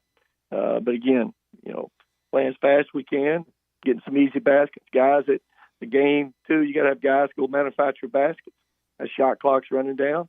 Guys can go get baskets. It's not coming down and, running plays every time. It's about putting you guys in maybe systems that allows them to go make some plays. Mm-hmm. Again, hey, guys, this game ain't overly complicated. You can check down the history. Teams with the best players win most of the time. That's right. Not always, but most of the time. Take those good players, put them in structure, give them good discipline, give them some freedom, play to their strengths, work on their weaknesses in the off season, and again, the recruiting of that, that character is, that winning, that care factor with this portal, it's all different. And again, knowing you can't put a team together and have them for 3 years now, basically we're almost always rebuilding. So it makes you adjust a little bit to your philosophies again. Mm-hmm. You don't have the time to continue to teach everything and get guys year after year in your system. So there's a little bit of tweaking everywhere with based on these rules we have nowadays, guys. Coach, we look forward to talking to you again in the not-too-distant future. Once again, welcome to Memphis. Thank you so much for joining us on the program, Coach. All right, Greg, Eli, thank you. Take care. Rick Stansbury, new Tigers assistant basketball coach. Second hour of the program brought to you by James Gaddis Jewelers. They are your family's jeweler. 4900 Poplar between Mendenhall and St. Nick, and on the web at gaddisjewelers.com. If you're looking for an experienced jeweler, you're talking about a guy who's been in the business for nearly 40 years. That's James. He's a master jeweler, certified appraiser, diamondologist, and graded by the Gemologist Institute of America. He will steer you in the right direction. No fooling around when you walk in there. This is not buying from a big department store and going up to their jewelry counter and having somebody who's been at the job for 3 weeks. This is an experienced jeweler in James Gaddis. They're full-service jewelers with 2 bench jewelers ready to serve you. All their diamonds are independently graded and certified. They know there's a lot of competition out there, so they make sure they have a price point to suit everyone's budget. So whether it be that beautiful engagement ring or any of their fine watches, bracelets, necklaces, earrings, gemstones, it's James Gaddis Jewelers, plus estate and vintage jewelry, and they're always adding to that collection. Layaway and financing is available at James Gaddis Jewelers, 4900 Poplar between Mendenhall and St. Nick, on the web at gaddisjewelers.com, or call them at 901-767-9648. Final segment here in hour 2 on the way. This is Sports 56 Mornings with Greg and Eli on Real Sports Talk, Sports 56 and 98.5 FM. Add a little fun to your lunch break. Join Johnny Radio for Sports 56 Happy Hour from 11 to 1 every weekday on Sports 56 and 98.5 FM. Give me liberty and give me real estate. I'm Sheldon Rosengarten, and that was Hugh Mallory. Not only does he work with me at Marks Bensdorf Realtors, he's the president of this year's AutoZone Liberty Bowl. So you, instead of sounding like Patrick Henry, what do you mean? Well, Sheldon, like you, I sell real estate, and I'm also privileged to serve as president of the 65th AutoZone Liberty Bowl. I'm able to handle all my clients, whether they're buying or selling, while participating in this great annual tradition. Hugh, that is definitely quite an honor. And with your fabulous track record in real estate sales, I know you'll do a great job. And I am so looking forward to the Liberty Bowl Golf Classic on Monday, June 5th. For you, it's a moving target. I wouldn't mark my calendar just yet. Your reputation as the worst golfer in Memphis precedes you. That may be true, but You Will Move You is something to remember, and you can reach you at 497-9756. Just like it's why people often say that when you want the job done, call Shell Dunn. You can reach me, Shell Dunn, at 483-0546 or memphisrelocate.com. I'm Gary York. I'm the service director at Lexus of Memphis. Our service department wants to be more than just a place where you get your oil changed. We do glass repair, windshield replacement, recalibration of your camera and sonar systems, even wheel repair, tire replacement, all the things you would expect from a luxury automotive dealer. Please check out our website. You can schedule your appointment, check out our specials, hours of operation, or if you'd like to do it in person, please reach out to one of our associates at 901-271-5199. For the ones finding new ways to ensure the job always gets done. For the ones wearing many hats. For the ones who are hands-on, even from far away. And the ones keeping business moving forward. We are Grainger, offering professional-grade industrial supplies, plus real-time product availability and access to experts ready to answer your toughest questions. Call, click Grainger.com, or just stop by. Grainger, for the ones who get it done. You've heard of James Gaddis Jewelers, but have you heard what they've done lately? Everything! A tremendous selection of diamonds and jewels, gold, silver, and much more. Lots of watches, tons of custom-made jewelry, fine gemstones, bracelets, necklaces, so many choices. Romantics will love the one-of-a-kind estate and vintage jewelry. James Gaddis has experts to help you with wedding and engagement rings, plus 2 repair experts for fine watches and jewelry. Layaway and financing available. James Gaddis Jewelers at 4900 Poplar.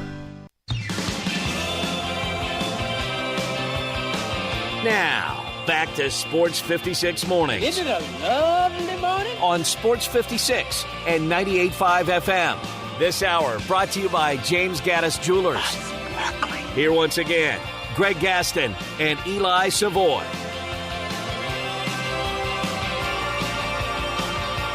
The Stanley Cup playoffs move into their conference semi, so 8 teams remaining, just like there is in the NBA. And I bring it up Only for the fact that the story that's out there now about Toronto is pretty amazing.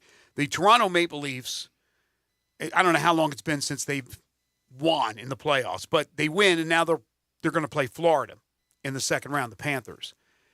Toronto's announcers were not on the road.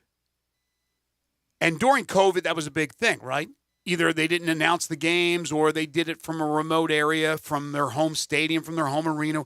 But things have changed now, and most broadcast teams are on the road. Hell, you're on the road for the showboats with the USFL. The Maple Leafs, I don't know, just being cheap, did not send their broadcast team out to finish off round one. They win, they advance. They were shamed up and down on social media. I mean, embarrassing to the organization. So what have they done? They've announced that the radio broadcast team will be allowed to go on the road for the second round. So good on you folks for shaming them. It allows them to do the right thing because it's not the same being in a remote location to broadcast a game. It's just, I've done a few of those. It's not the same. Certainly I think at this point they need to be on the road, and Canada and Toronto were much slower in their coming out of COVID and opening things up than what we were here in America, no doubt about that. But at this point, certainly they should be on the road.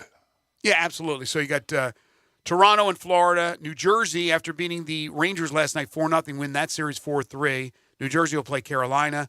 Seattle, the Kraken. Go get them, Kraken. What's cracking, Kraken? What's cracking? They'll play Dallas. And Edmonton and Las Vegas, the defending champions. Colorado got knocked out by the Seattle Kraken. Go get them. Go get them, Kraken. A little Kraken. Tonight. I like Kraken. I like saying Kraken. The Warriors and the Lakers tonight. The Heat and the Knicks tonight. You're supposed to actually say no to Kraken, I think. That's Kraken. That's Kraken. That would be crack. Yeah, that's a different Snap, different crackle, thing. and pop. Lakers, Golden State. You asked Brevin who will win the series. I ask you who will win the series. I agree with Brevin. I think the Lakers will win the series. Do you really? Mm-hmm. See, I think Looney, who is a big physical interior player, can do a pretty good job defensively on Anthony Davis. I think the Warriors will win this series. I'm not saying the Warriors will win the NBA title again, but they will win this series. Denver, Warriors, Western Conference Final, Denver wins. Which, again, for Grizzlies fans and for the team itself, they're not happy not to be playing at all. But who would you want? Somebody's going to win. Would you want the Warriors to win the West? Nope. Would you want the Lakers to win the West? Nope. Would you want the Suns to win the West? With Durant basically saying no to the Grizzlies. Nah, I don't. That's not one of the teams I want to go to. Yeah, you don't want them to win. Denver, they're harmless. They finished ahead of you, right? They deserve. I think it's less of a hit if Denver wins, and I think Denver will win. In the East, I don't know, with the Heat Knicks series, the Knicks all banged up. Looks like Miami. What a surprise! What a shock! The Heat with those veteran players coming through, I think they'll end up winning that series. And then I think Boston will rally and down 1-0, and they'll beat the Sixers. And then Philadelphia will beat Miami. It'll be Denver and Philly. Excuse me, Boston. Boston and Denver in the NBA Finals. And I think Denver's going to win it. Mac says, I'll say what needs to be said. The Grizz need a new coach. He makes no adjustments.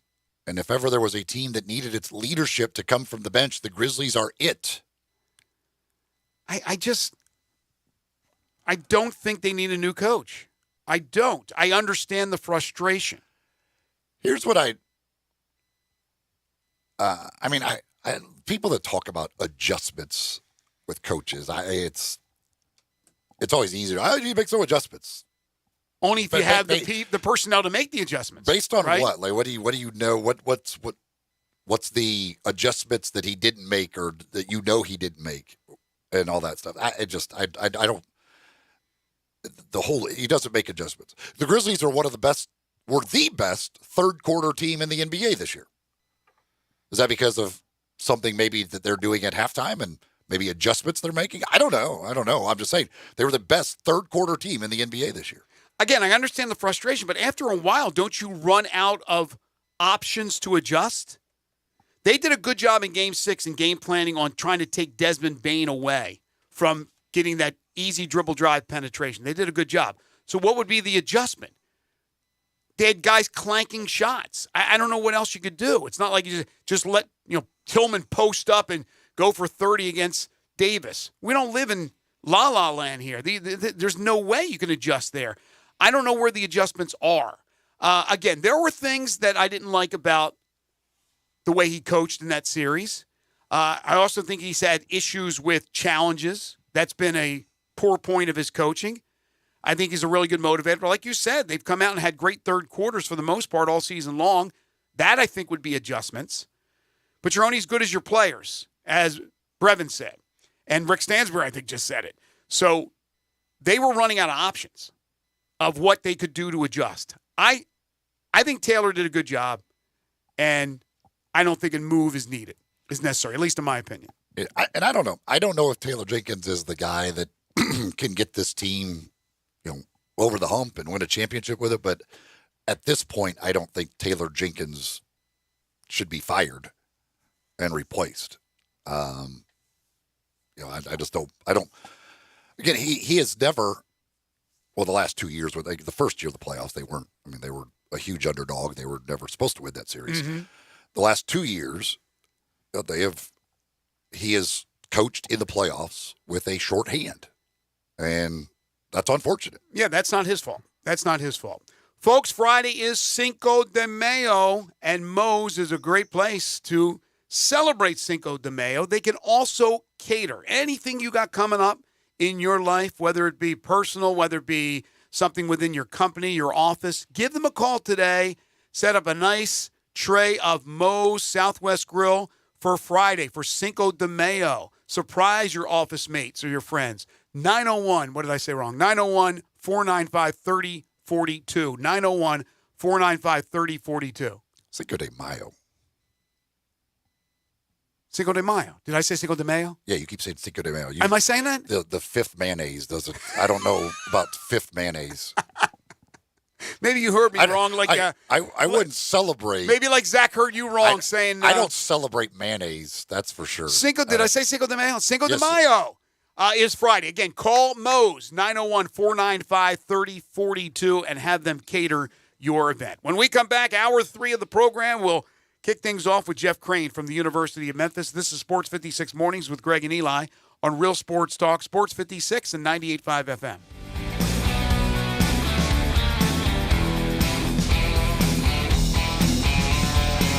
Are you looking to lease a commercial space for your business? Call Stephen Hoffman. Are you a landlord looking to have your space leased? Call Stephen Hoffman. Maybe you're looking to buy or sell commercial real estate. If so, you want a professional broker looking out for your best interest, and that broker is Stephen Hoffman with Myers Commercial Real Estate. Stephen is a Memphis native who knows his market well and only works the commercial side of real estate. He works for a great firm that has been locally owned and operated in Memphis for almost 40 years. Whether representing tenants, landlords, or investors alike, you are sure to get great market analysis, access to on and off-market listings, and a tough negotiator on your behalf. Call 901-761-5595 and ask for Stephen Hoffman. You can also find him on the web at MyersCRE.com. That's MYERSCRE.com. Stephen Hoffman with Myers Commercial Real Estate. Representing your real estate business is his business. Call Stephen Hoffman. 901-761-5595. Do you owe more than $10,000 in back taxes? Good news. There's a new way out. It's called the Fresh Start Initiative. Call U.S. Tax Shield, A+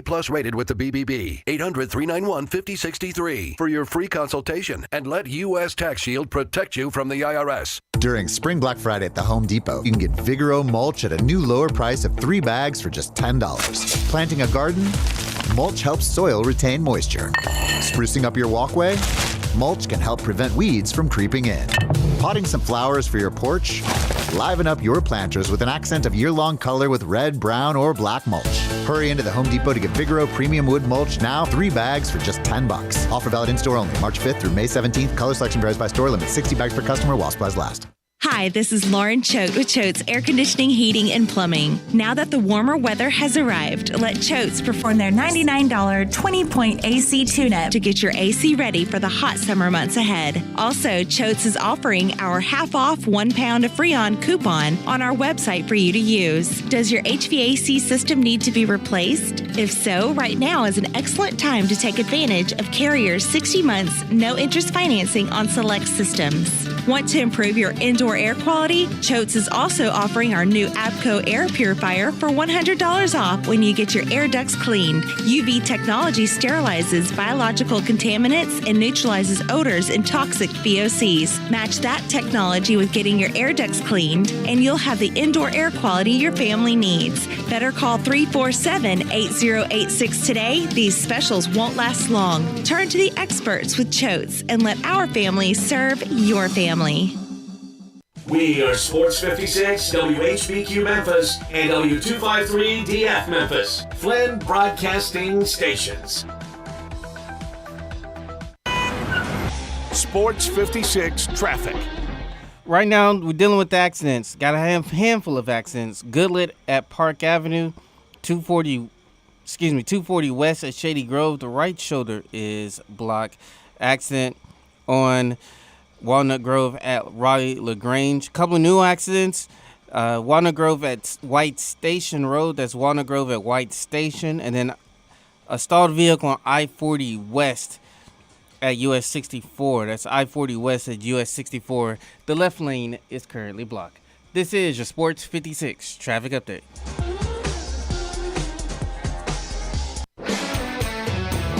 Now back to Sports 56 Mornings on Sports 56 and 98.5 FM. This hour is brought to you by Acura of Memphis. Okay, this car looks great wrapped around you, Here once again, Greg Gaston and Eli Savoy.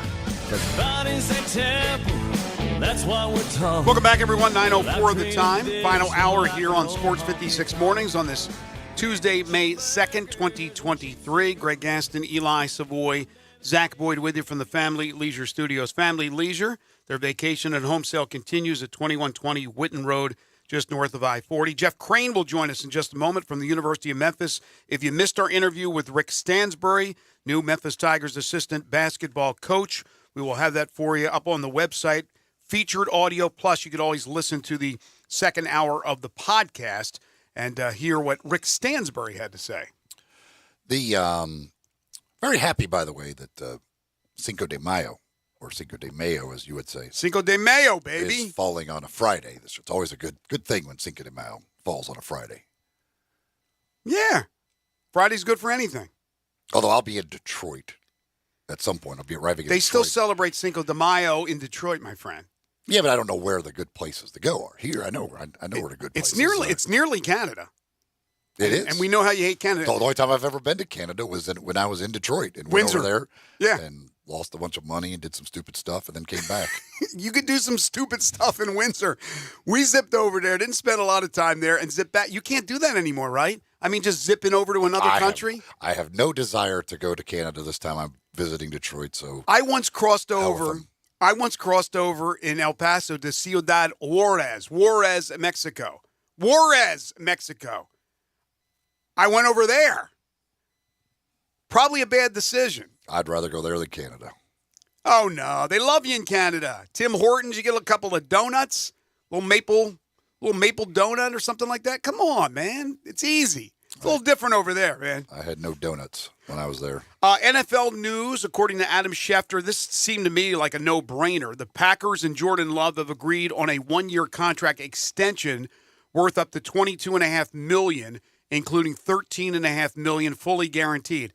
You had to do that, right? You would still, if he comes through and has this unbelievable season, right? He's your future, you would think. You get him on the cheap, even though $22.5 million to you and I is not cheap. For NFL starting quarterbacks, it is. So you had to do that, and just in case. And if he's a failure, so what? You're on the hook for another year. But they're hoping it'll work out with Jordan Love for a long time as Aaron Rodgers' replacement in Green Bay. Without further ado, it is Wednesday. It is Tuesday, actually. Time to talk to Jeff Crane. It's time to talk Memphis Tigers athletics. Joining Greg and Eli is University of Memphis Deputy Athletics Director Jeff Crane. Here's Jeff with Greg and Eli. Jeff Crane joins us every single Tuesday here on Sports 56 Mornings. Although Jeff is getting ready for a little R&R, we will let him slide out here at the end of the month, give him June and July off, and then we'll get back to it in August. Jeff, welcome. Good morning, guys. How are you? Doing fantastic. Make sure to follow Jeff on Twitter at jcrane75. We just spoke with Rick Stansbury, the new addition to Coach Hardaway's staff. I know you guys are excited to have a guy who has credentials like Rick joining his staff. No question. I think Coach Hardaway's done a phenomenal job of bringing high-quality assistants into the program and always brings in a coach with extensive head coaching experience, which I think says a lot about Coach Hardaway and his willingness to listen and learn from others that have been there, and excited to have somebody of his caliber, Coach Stansbury, here on our campus. When it comes to assistant coaches, is that all Penny, his decisions? Yeah, you look at our across the board with our sports. Those are decisions that are made by the head coaches. Certainly, we're involved in those conversations at some level. We always do vetting on the administrative side just to be sure that we know who this person is and their track record and those sorts of things. I know. Go ahead. I'm sorry. But it really comes down to the coach's decision. So, Jeff, I know that Adam Walker is working closely with Penny on the schedule, and we know most of the non-conference schedule, but we don't know the complete schedule. When is that expected to be announced? Yeah, I think it's still a couple weeks away. We've got another game or two that they're still working on, trying to get buttoned up, and working with the FedEx Forum to get those dates just right. The puzzle is often complex on the basketball side of things, but I do expect we're probably a couple weeks away from having that non-conference schedule ready to go. What is the requirement through the contract with the Grizzlies on how many home games you have to have? Yeah, 16 home games is where our current contract sits, and we've not had any issues reaching that number. It's really an effort, especially on the non-conference side, just to make sure we get high-quality opponents in here, and we've been able to attract that often over the last few years. And so making sure that we can do that often takes time, and that's kind of the last piece, is just to make sure we get one last great opponent in here, because we just we can't control on the conference side who we're playing or not playing from year to year, but we can control it on the non-conference side. And the 16 that you have at home by requirement, does that include the preseason games, those two, or are they not included in the 16? It does include the preseason games. Okay. Yes. All right. So what's there, 9 conference games at home? Mm-hmm. At 18. So basically you've got if you play the 2 exhibitions, you have to have 5 other non-conference home games. That's right. And I think we've actually gotten up to 17 perhaps in the past. And, there's some wiggle room in terms of how we get there. But it often falls within that 16, 17 games. But it puts the onus on having quality opponents, because, again, you can't control what the conference will give you. And right now in this new reconfigured conference, Florida Atlantic is going to be attractive for what they did last season. UAB because of an old rivalry, but there's not a lot. Houston being gone, Cincinnati being gone. So it's very important to have some of those teams at home. And I know you have a lot of them, at least from what I've read, on the road so far this upcoming season.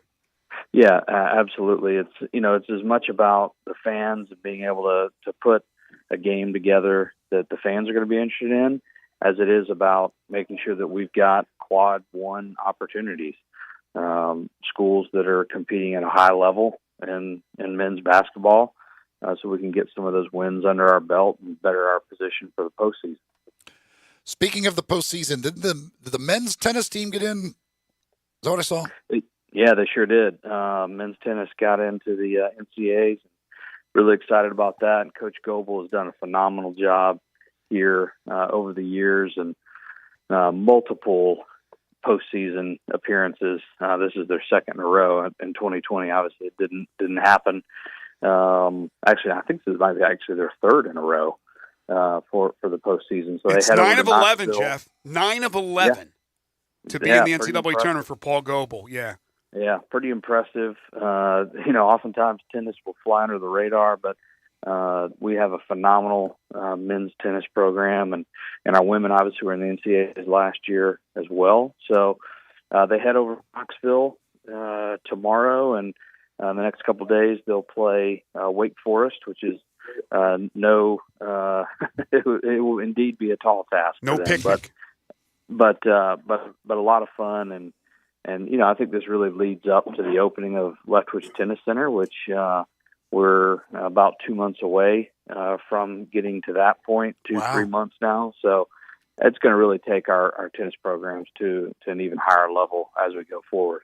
Yeah, I was just going to ask when that was opening, because I haven't been by there in a long time since Audubon Golf Course is closed there. I always saw my updates on that when I was playing Audubon Golf Course, but that thing's going to be beautiful, massive. That thing, I would imagine, going to be a huge, huge thing for that program. Yeah, no doubt about it, and it's gonna attract national tournaments.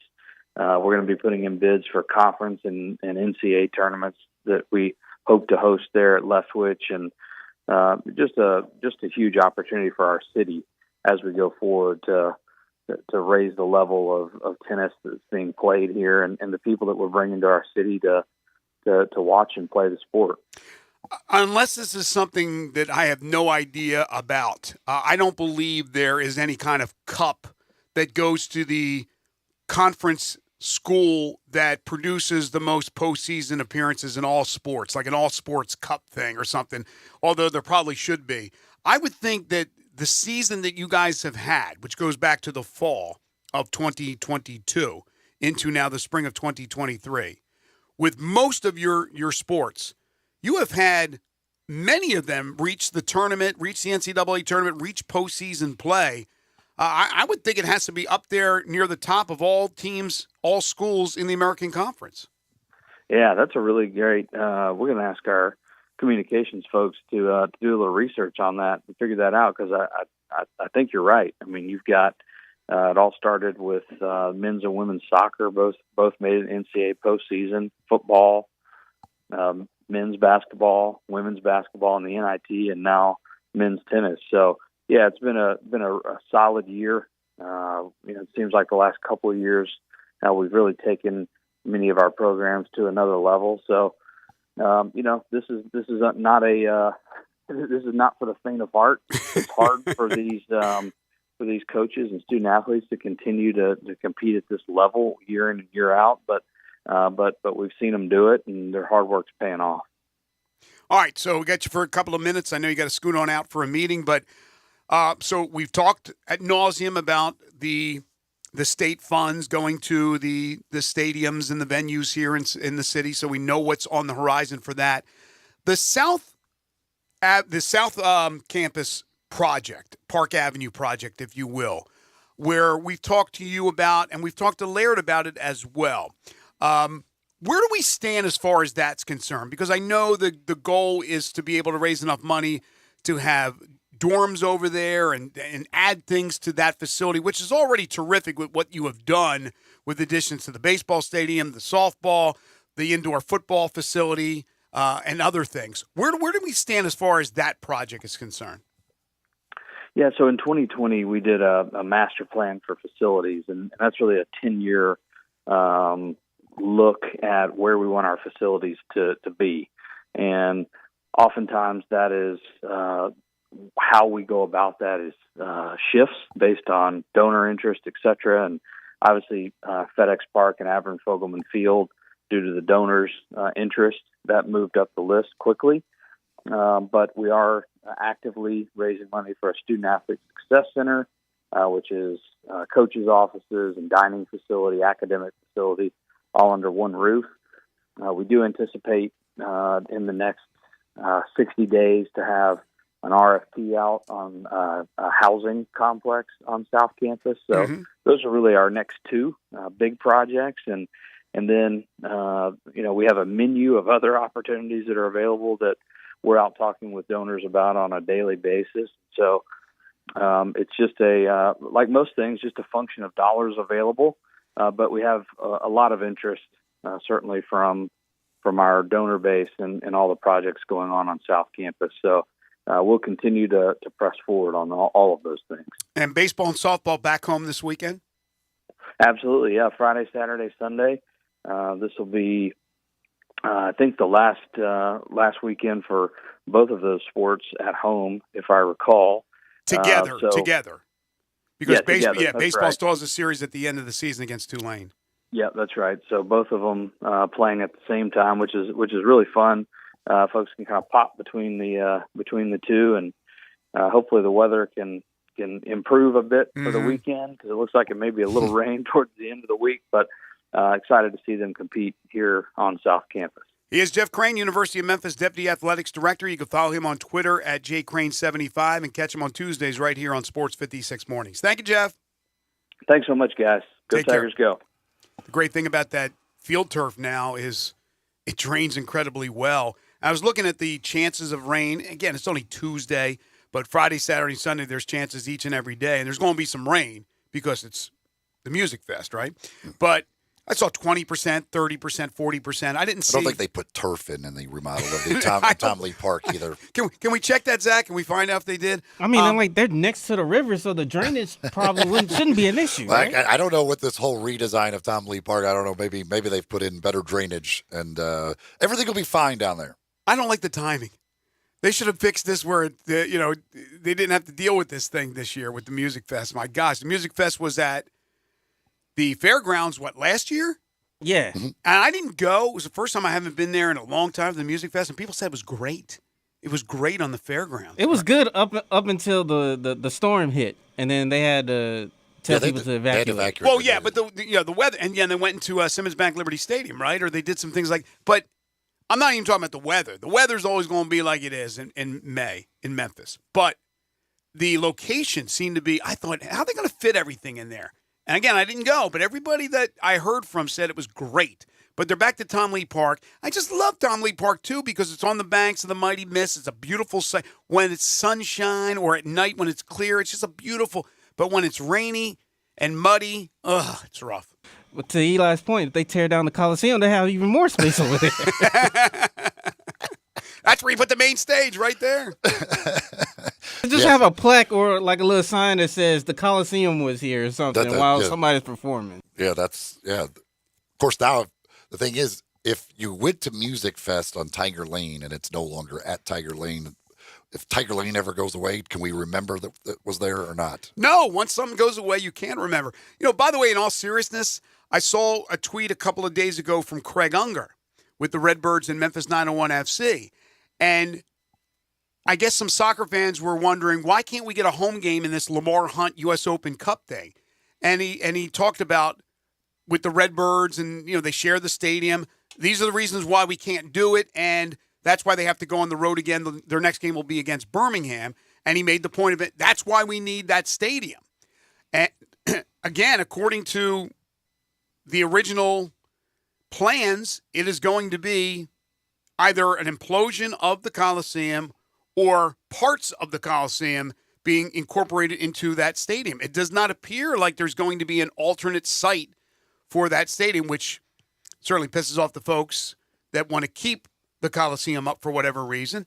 But the plans are, again, for that venue to be knocked down and to have that stadium be reconfigured or completely anew for the soccer 901 FC team, which would mean that they don't have to worry about any conflicting schedules with the Redbirds or anything like that, or changing up the field every single time it goes from baseball to soccer or vice versa. By the way, if they do, you were talking about the conference and teams that make the, schools that have the most teams make postseason. Right. I think if they do it, it should be called the P6 Cup. That's a perfect name. Mike would love that. Oh, gosh, would he ever?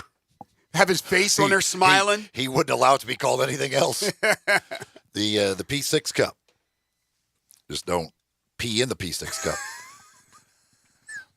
Moving can be stressful, folks, but the folks at Black Tie Moving can take the worry, the stress out of the process for you. They are the best in the business at helping people move and make sure your stuff gets where it's going without any issues, without any problems, whether you're going across town or across country, wherever it is you're moving, maybe your home, maybe your office, whatever. Folks at Black Tie Moving are there to help, and all you got to do is give them a call. 901-316-6196, 901-316-6196. Or you can go to blacktiemoving.com/Memphis. That's their website. And you can talk to the folks there. They talk with you, coming up with a plan, fitting what you need and fitting your budget. And you do get a no-obligation quote up front from Black Tie Moving. You also have a moving concierge available 24/7 throughout the process to make sure if you've had any questions that come up, you have somebody that you can contact. Again, 901-316-6196 or blacktiemoving.com/Memphis. Get the best in the business on your side. Black Tie Moving. All right, we've had a great run of guests today. We are through our guests, so our final 30 minutes, it is wide open. If you want to be a part of the conversation, hit us up on the Sports 56 listener lines by calling in or texting in at 901-360-8255 or send us a message on Twitter, Facebook, YouTube, or on the website at sportsmemphis.com. We'll get back into the NBA playoffs, what happened last night, what is on the docket for tonight. This is Sports 56 Mornings with Greg and Eli on Real Sports Talk, Sports 56 and 98.5 FM. You already know you can listen to Sports 56 anywhere with the Sports 56 app or at sports56whbq.com. But you can also watch us daily with live video of all of our shows on Twitter, Facebook, YouTube, and Twitch.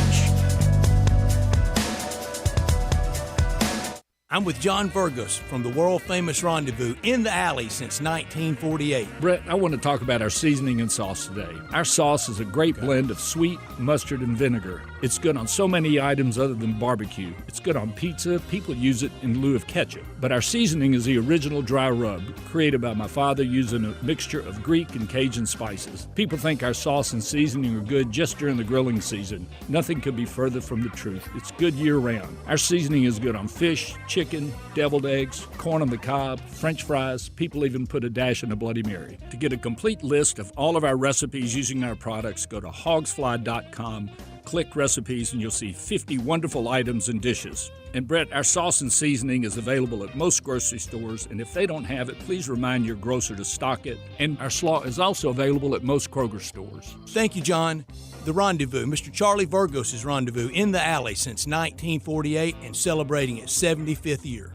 Intelligence runs in the family. Innovation runs in the family. Extraordinary runs in the family. The 2023 Mercedes-Benz SUV family. Each of the impressive models feature world-class innovations ranging from MBUX voice-activated assistance technology to safety features like Attention Assist that can detect drowsiness and alert you when it's time to take a break. The SUVs include the sleek GLB with room to seat up to 7. The category-leading GLE. How about GLS, one of the smartest SUVs on the road? The capable and stylish GLC and the striking yet robust GLA. Each model pack cutting-edge technology every driver deserves. Best-in-class technology, too. Leaders in innovation and intelligence not yet seen from SUVs. A family of distinct models, all equally impressive. The 2023 Mercedes-Benz family of SUVs. Extraordinaries one test drive away. Learn more at MBUSA.com.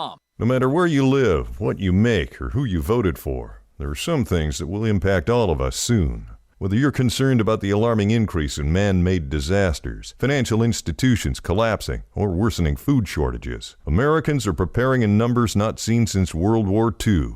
What's changed is how we prepare. And the folks at My Patriot Supply have made it easier than ever for you to have peace of mind, knowing you're ready for what's next. Go to MyPatriotSupply.com and stock up on over a dozen emergency food kits. These include tasty breakfasts, lunches, dinners, drinks, fruits, veggies, meats, and snacks, averaging over 2,000 calories per day. Get at least one kit per person. As we all know, calories equals energy equals survival. My Patriot Supply food kits are in stock and shipped discreetly. We've seen too many Americans let down by institutions we used to trust. It's time to rely on ourselves. MyPatriotSupply.com. MyPatriotSupply.com. DQ presents The Sound of Summer Calling. Hey, it's me, Summer. I know you're busy with Beach Days Little League games and all the other fun in the sun, but you gotta get to DQ ASAP Pronto right now. The new Summer Blizzard menu is here, and it brought 5 iconic summer flavors, like new peanut butter puppy chow and s'mores. Oh yeah, it's back. Oh, that's my other line. Everyone is pumped about this new DQ Summer Blizzard menu. I gotta go. See ya, DQ.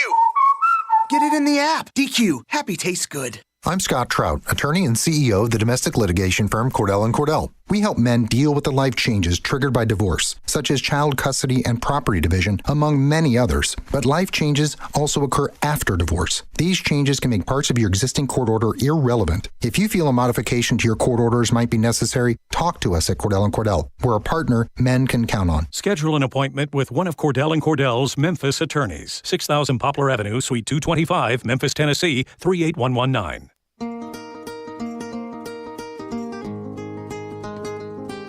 Now back to Sports 56 Mornings on Sports 56 and 98.5 FM. This hour is brought to you by Acura of Memphis. Get them to sign on the line which is dotted. Here once again, Greg Gaston and Eli Savoy. Gonna put the world away for a minute. Pretend I don't live in it. Sunshine gonna Welcome back, wash everyone. my 9:28 blue the away. time. Redbirds are back home at the friendly confines of AutoZone Park starting tonight. 6-game series with the Jacksonville Jumbo Shrimp. The Jumbo Shrimp. I wonder if Adam Wainwright will get another rehab start sometime here in Memphis.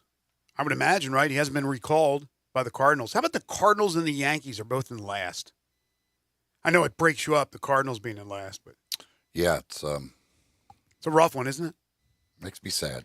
Cardinals in last, Yankees in last. Surprise, surprise. So I was looking at the minor league teams after I saw that the Jacksonville Jumbo Shrimp are in town.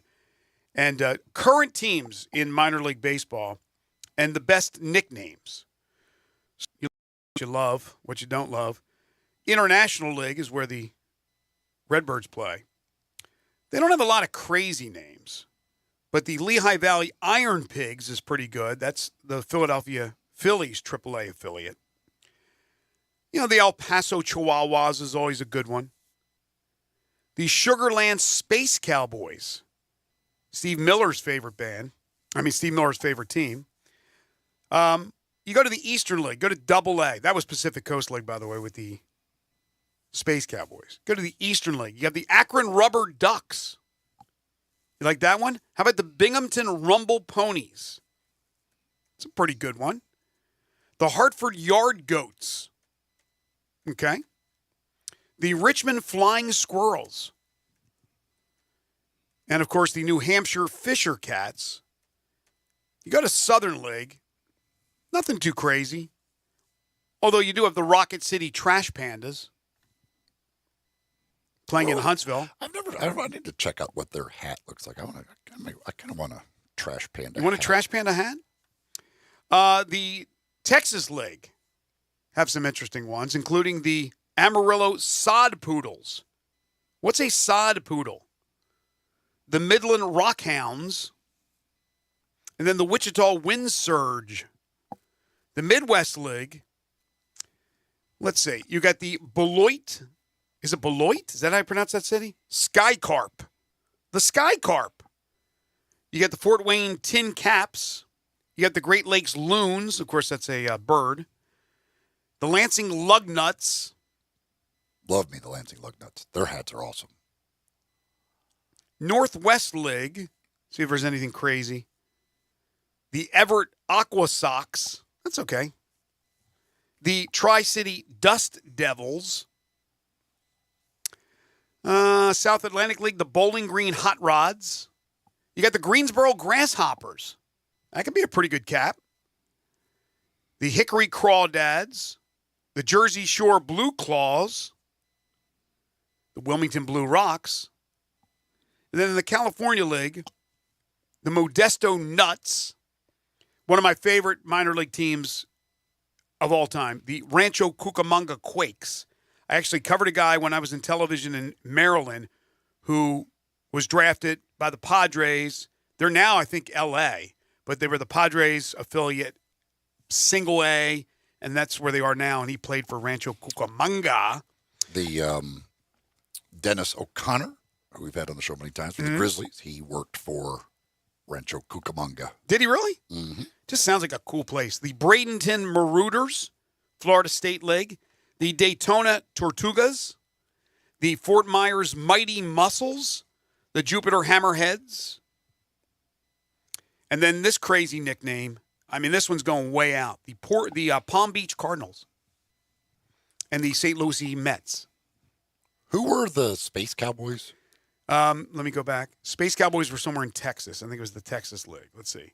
Well, while you finding that, side poodles. They're basically nicknames for prairie dogs. Really? How about that? Yeah. How about that? I'd never heard that term before in my life. Never, neither. Not that I've been around many prairie dogs or I think about prairie dogs very often, but I've never heard that term before in my life. Is a groundhog a prairie dog, or is it that, or there's like two different animals? I think they're two different things. They're two different. I think they're two different. So the groundhog is the hog is the lazier of the two because it's not running around in the all he has to do farm? is one time a year come out and see if he sees a shadow.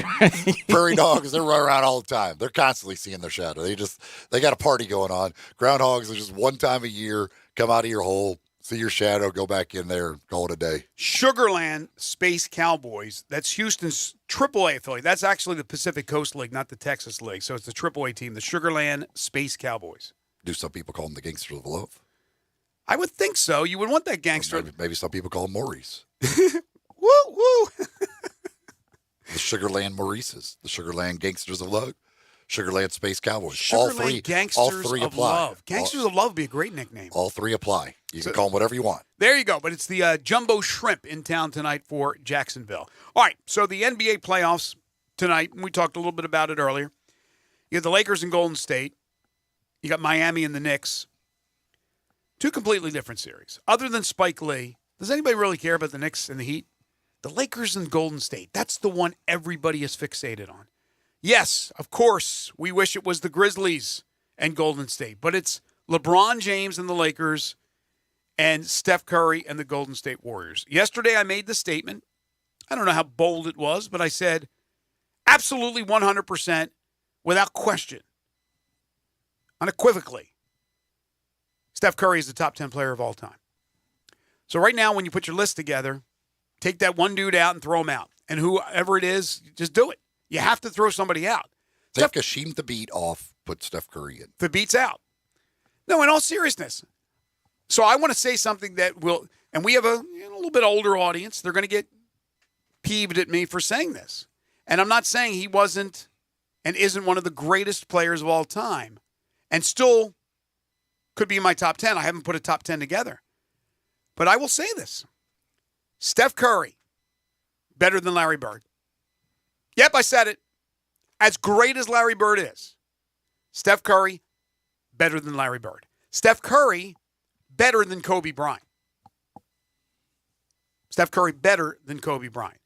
The only guys right off the top of my head that I would put ahead of him would be Michael, LeBron, Jabbar, Wilt, Russell, and Magic. I think even Olajuwon, all those guys, as great as they are, don't get me wrong, they are great. Steph Curry is right there. And for anybody that think he's not, it's ridiculous. Off the top of your head, who would you all put ahead of Dylan Brooks? Hasheem Thabit? No. And, and Brevin was on with us, and he's right. And I didn't want it to sound like, oh, yeah, they lost the series because of Dylan. No, they didn't lose the series because of Dylan. They lost the series for a lot of reasons. But I'm sorry. I just think Dylan played a big part in it. He played a big part in it. And that's not the only reason why I like to make an adjustment, because I don't think you live off your past laurels. So you have to do something, right? All these guys are under contract, basically. Now, you could trade away guys. There's no question about it. But Dylan Brooks is an unrestricted free agent. you let him walk. You will find a capable replacement. And hopefully a better replacement than who Dylan Brooks is, because Brooks, you got to add in everything that he does off the court. Sure, it jazzes up the team, and they love that fire, and I love that fire. But it backfired, and this talk is backfired. And his play on the defensive end backfired a bit as well in this series. So I think you have to make a move, and that seems to be the move. You just don't match whatever team offers, because somebody's offering him. Well, I mean, about matching it. I mean, or exceeding it, whatever the case may be. It's his decision. I understand that. But I would think if the money was right and the Grizzlies stepped up, that he'd want to stay. The thing is, if you just let Brooks go and sign with another team, and I think that is it. That's probably the most likely scenario of what will happen. The problem with that is now, especially when you have lost in the first round of the postseason, you 100% should have traded him at the deadline. And they tried. I mean, even if you got like very little in return, it would have been something in return. Yeah, but you know what, Eli? I'm a big proponent of get something instead of getting nothing if the guy's going to walk away. At that time, even though, again, it's in Dylan's corner, I don't think they looked at Dylan as that much of a liability, even though he guns and things of that nature. They look at him as a great lockdown defender, big part of this team moving forward. I think over the last month, weeks, is when I think it started to deteriorate, if I'm correct in my assessment. That then it became too late. Obviously, the deadline had passed. They tried at the deadline to trade because they were trying to upgrade. I don't think it was like, we have to get rid of this guy. We have to upgrade. Now it's you don't have a choice. But, again, I think if he doesn't go out there, open his mouth the way he did, which really added bulletin board material to the Lakers, and they don't really even need it, and then they exposed him pretty much. I mean, you had Tillman defending LeBron for the most part. I think that now it's like, okay, move on. You're not going to get anything out of it. So I don't think it was the same situation before the trade deadline where it was just let's get something for him. I think it was let's upgrade, and if we can't, we are not going to get fleeced by a team. And they didn't get any offers, or they didn't get any suitors. No, I think the whole the stuff in the series with first the stuff about LeBron and then the skipping out on talking after the losses, I think probably has soured at least some in the organization on him. I think it would have to. Right. The thing with that, and again, and at the trade deadline, they thought they didn't think they were going to lose in the first round of the playoffs. They thought at that time, like, we're keeping him because the trade isn't going to make us better, and we believe we're going to make a long postseason run. Again, in hindsight, you go, man, losing in the first round of the playoffs, he does the stupid stuff in that first round series. You wish if you're going to just let him walk away, you wish you would have let him, or you wish you would have traded him for a ham sandwich at the trade deadline. I think it's funny that, yesterday, I think it was Mark Stein, I think was the one who reported that the feeling around the league is that the Grizzlies will not re-sign Dylan Brooks. Again, I mean, when the GM, like,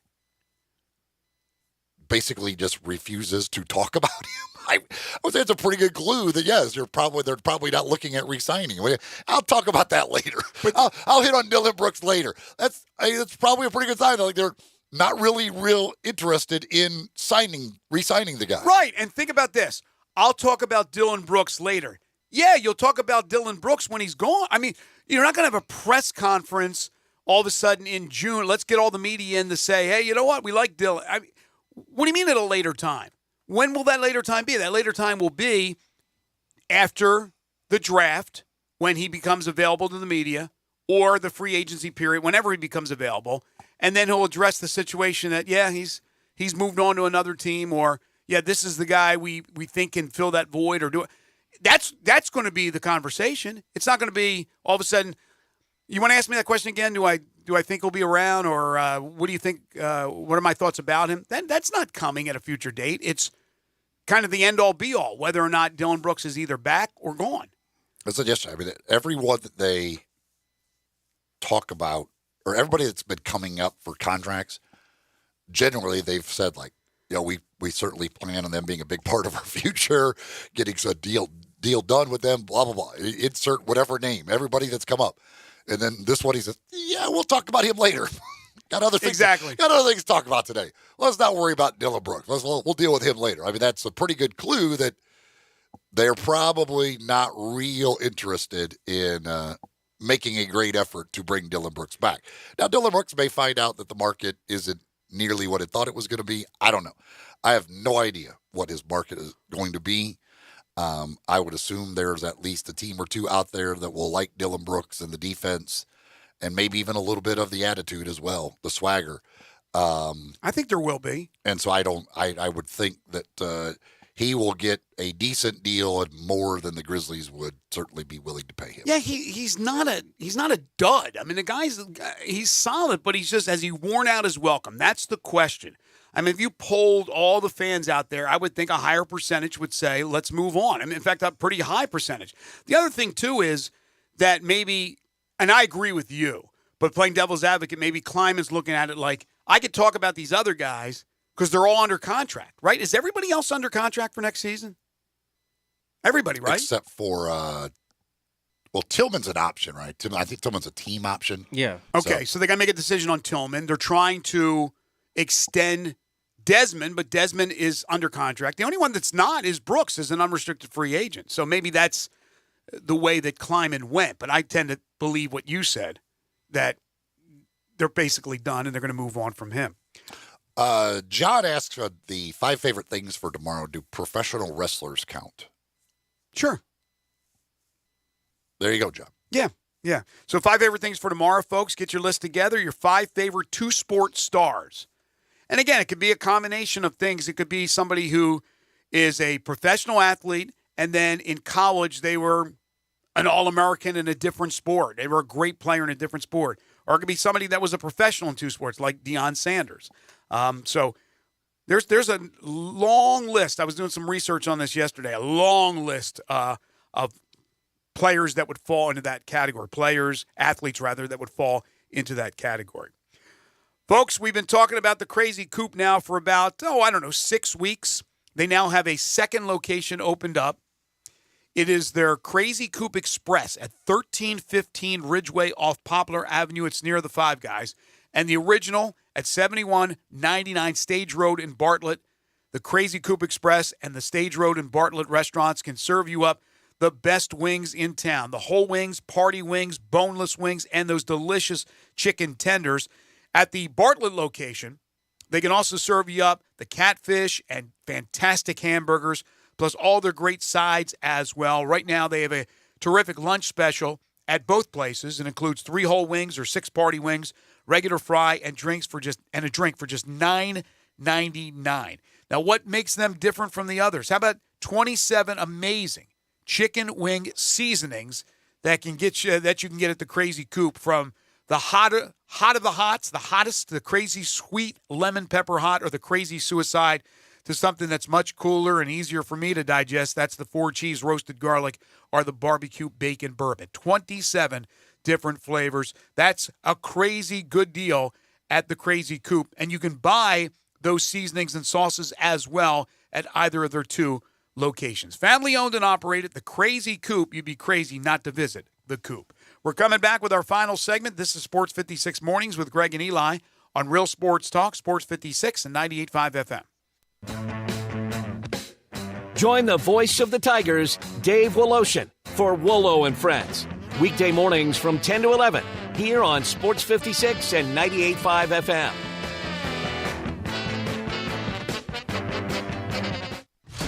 The Showboats are back in Memphis. Oh, we can't wait to have you for the USFL. Let's go. Get your seats now for this weekend's home game. Here we go. Be a part of the new era of pro football at Simmons Bank Liberty Stadium as the Showboats seek to reclaim their USFL legacy. Tickets start at just $10, so bring the whole family. And don't miss the Showboats' exciting matchup. It's a touchdown. Buy your tickets today at theusfl.com. I have so many people tell me they hear my ads on this station and that they want to know if I'm really as bad a golfer as everyone says. This is Sheldon Rosengarten with Marks Bensdorf Realtors, and yes, I hate to say I am. I wish I were in my 90s because I could then tell people I shoot my age. But being a bad golfer is not terrible because I devote so much of my time to selling homes to keep my clients happy. Over the many years in the real estate business, I developed a highly successful strategic marketing program, not merely a listing program. Using preparation, presentation, and proper pricing, it works. If you're thinking of selling, talk to 2 to 3 real estate brokers and make sure that I am one of them. Find out why people often say that when you want the job done, call Shell Dunn. That's Shell Dunn Rosengarten, 483-0546 or memphisrelocate.com. Do it now. Shell Dunn, 483-0546 or memphisrelocate.com. Staples has everything to help small businesses do big things. Shipping supplies and services so you can fill big orders. The latest tech so you can create the next big thing. And now during Staples Small Business Deal Days, when rewards members spend $100 or more, they get $30 back in rewards to use on big things, little things, or anything they need. Plus, find new deals in-store every week on tech, office chairs, and shipping supplies. Because for small businesses, Staples knows savings are a big thing. Rewards offer ends 5/13. Limit 1. Redeemable in-store only. Temperatures are on the rise. Make sure you beat the heat this summer by scheduling your $69 air conditioning tune-up now with Conway Services. An annual AC tune-up can save you money and help prevent costly breakdowns during the hottest months of the year. Visit conwayservices.com for details, terms, and conditions. License number 64210, 64365 EAS, MS 19688. Call 384-3511. Conway Services. Call Conway today.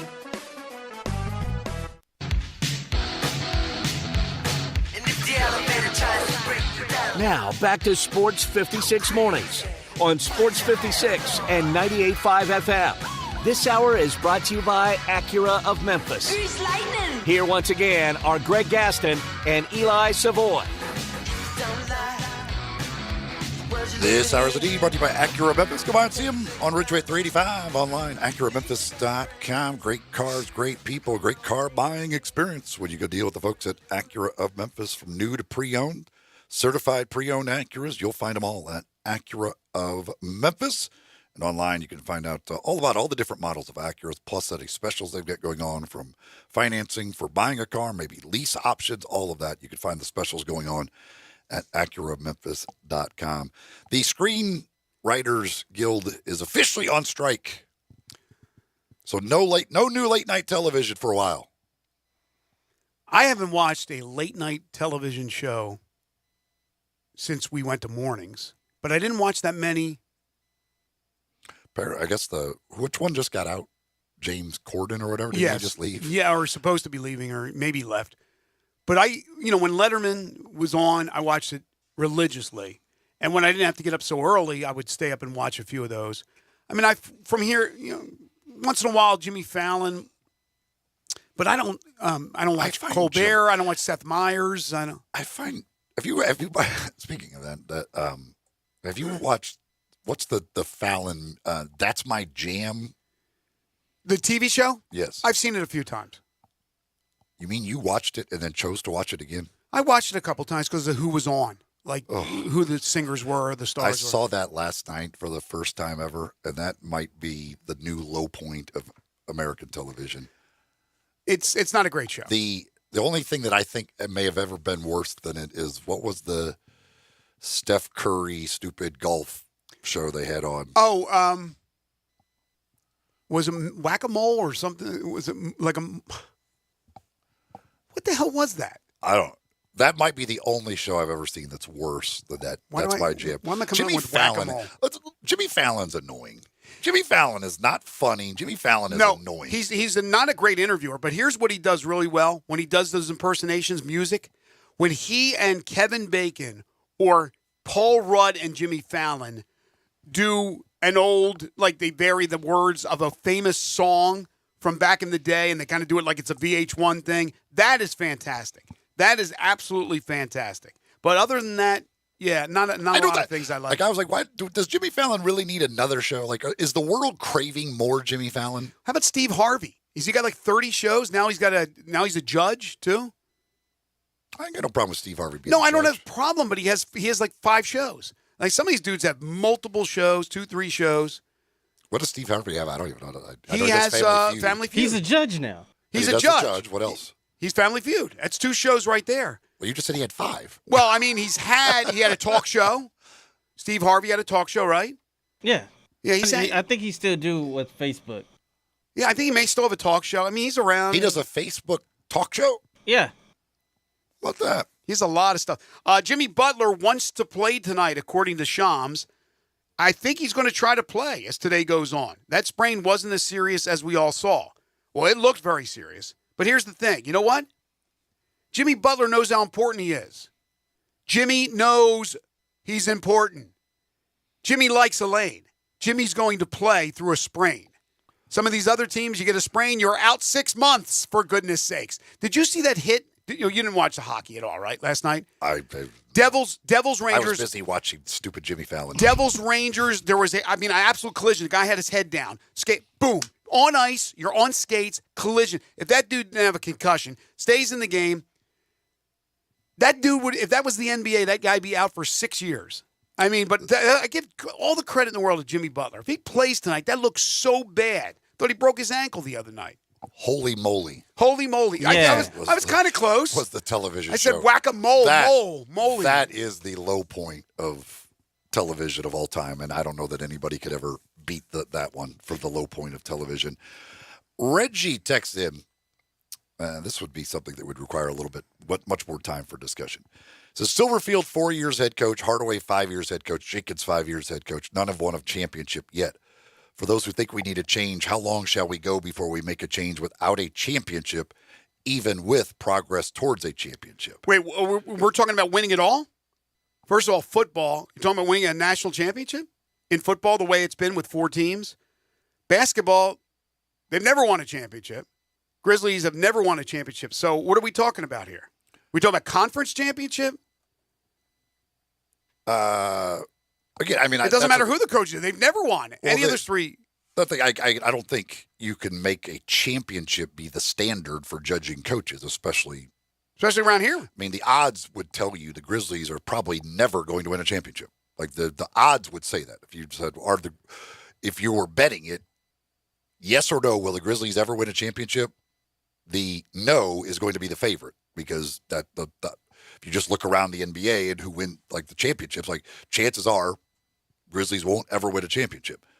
Tigers basketball, same thing. Tigers football, it would be an overwhelming favorite. It would be a massive favorite for them to say they would never, ever win a national championship. Even with a 12-team playoff and 1 team from the group of 5 getting in, your odds are so stacked against you. Now, if they moved into a Power 5 and got a lot of money where they could pay the NIL, then maybe it's a different story that they would have a crack. But really, it's the same 8 teams basically every year. So football's impossible. Basketball, college basketball, Memphis would be the one. And they haven't gotten it done in their history. They've been close, but they haven't gotten it done. So I don't know how you could put those restrictions on those coaches because none of the other coaches that have coached there have ever won. Right? And he's not. He was just asking a question. He wasn't putting. No. I'm not screaming at him. I'm just making the point that you can't look at it as unless you're looking at it as Western Conference championships or conference titles, conference championships for football, conference titles for basketball. That's a different ballgame. That's a different story. By the way, the Super Bowl, which is long in the rearview mirror now, but some revised data came out today. Super Bowl 57, the most watched U.S.-based telecast of all time, according to Nielsen. Again, revised data. The Chiefs' 38-35 win over the Eagles on February 12th drew an average of 115.1 million viewers across all platforms, nearly 2 million more than Nielsen's previous announcement. The updated numbers show this year's Super Bowl surpassed the previous record set in 2015, when 114.4 million watched the Patriots beat the Seahawks. Man, 115.1 million viewing Super Bowl 57. That will do it for us today. We thank you for listening, folks. Appreciate Connor O'Gara joining us, Brevin Knight, Rick Stansbury, and Jeff Crane. We're back here tomorrow starting bright and early at 7 a.m. Among our guests tomorrow, we'll be joined by Blake Topmeyer. Teresa Walker will join us from the Associated Press here in Tennessee to give us a breakdown on the Titans, what they did and what they still may do. DeMichael Cole as well on the Grizzlies. Of course, DeMichael joins us all year long. Plus 5 favorite things, your 5 favorite 2 sports stars of all time. Waldo and Friends on Sports 56 is coming up next. For Eli Savoy and for Zach Boyd, I'm Greg Gaston. Enjoy the rest of your Tuesday, everyone.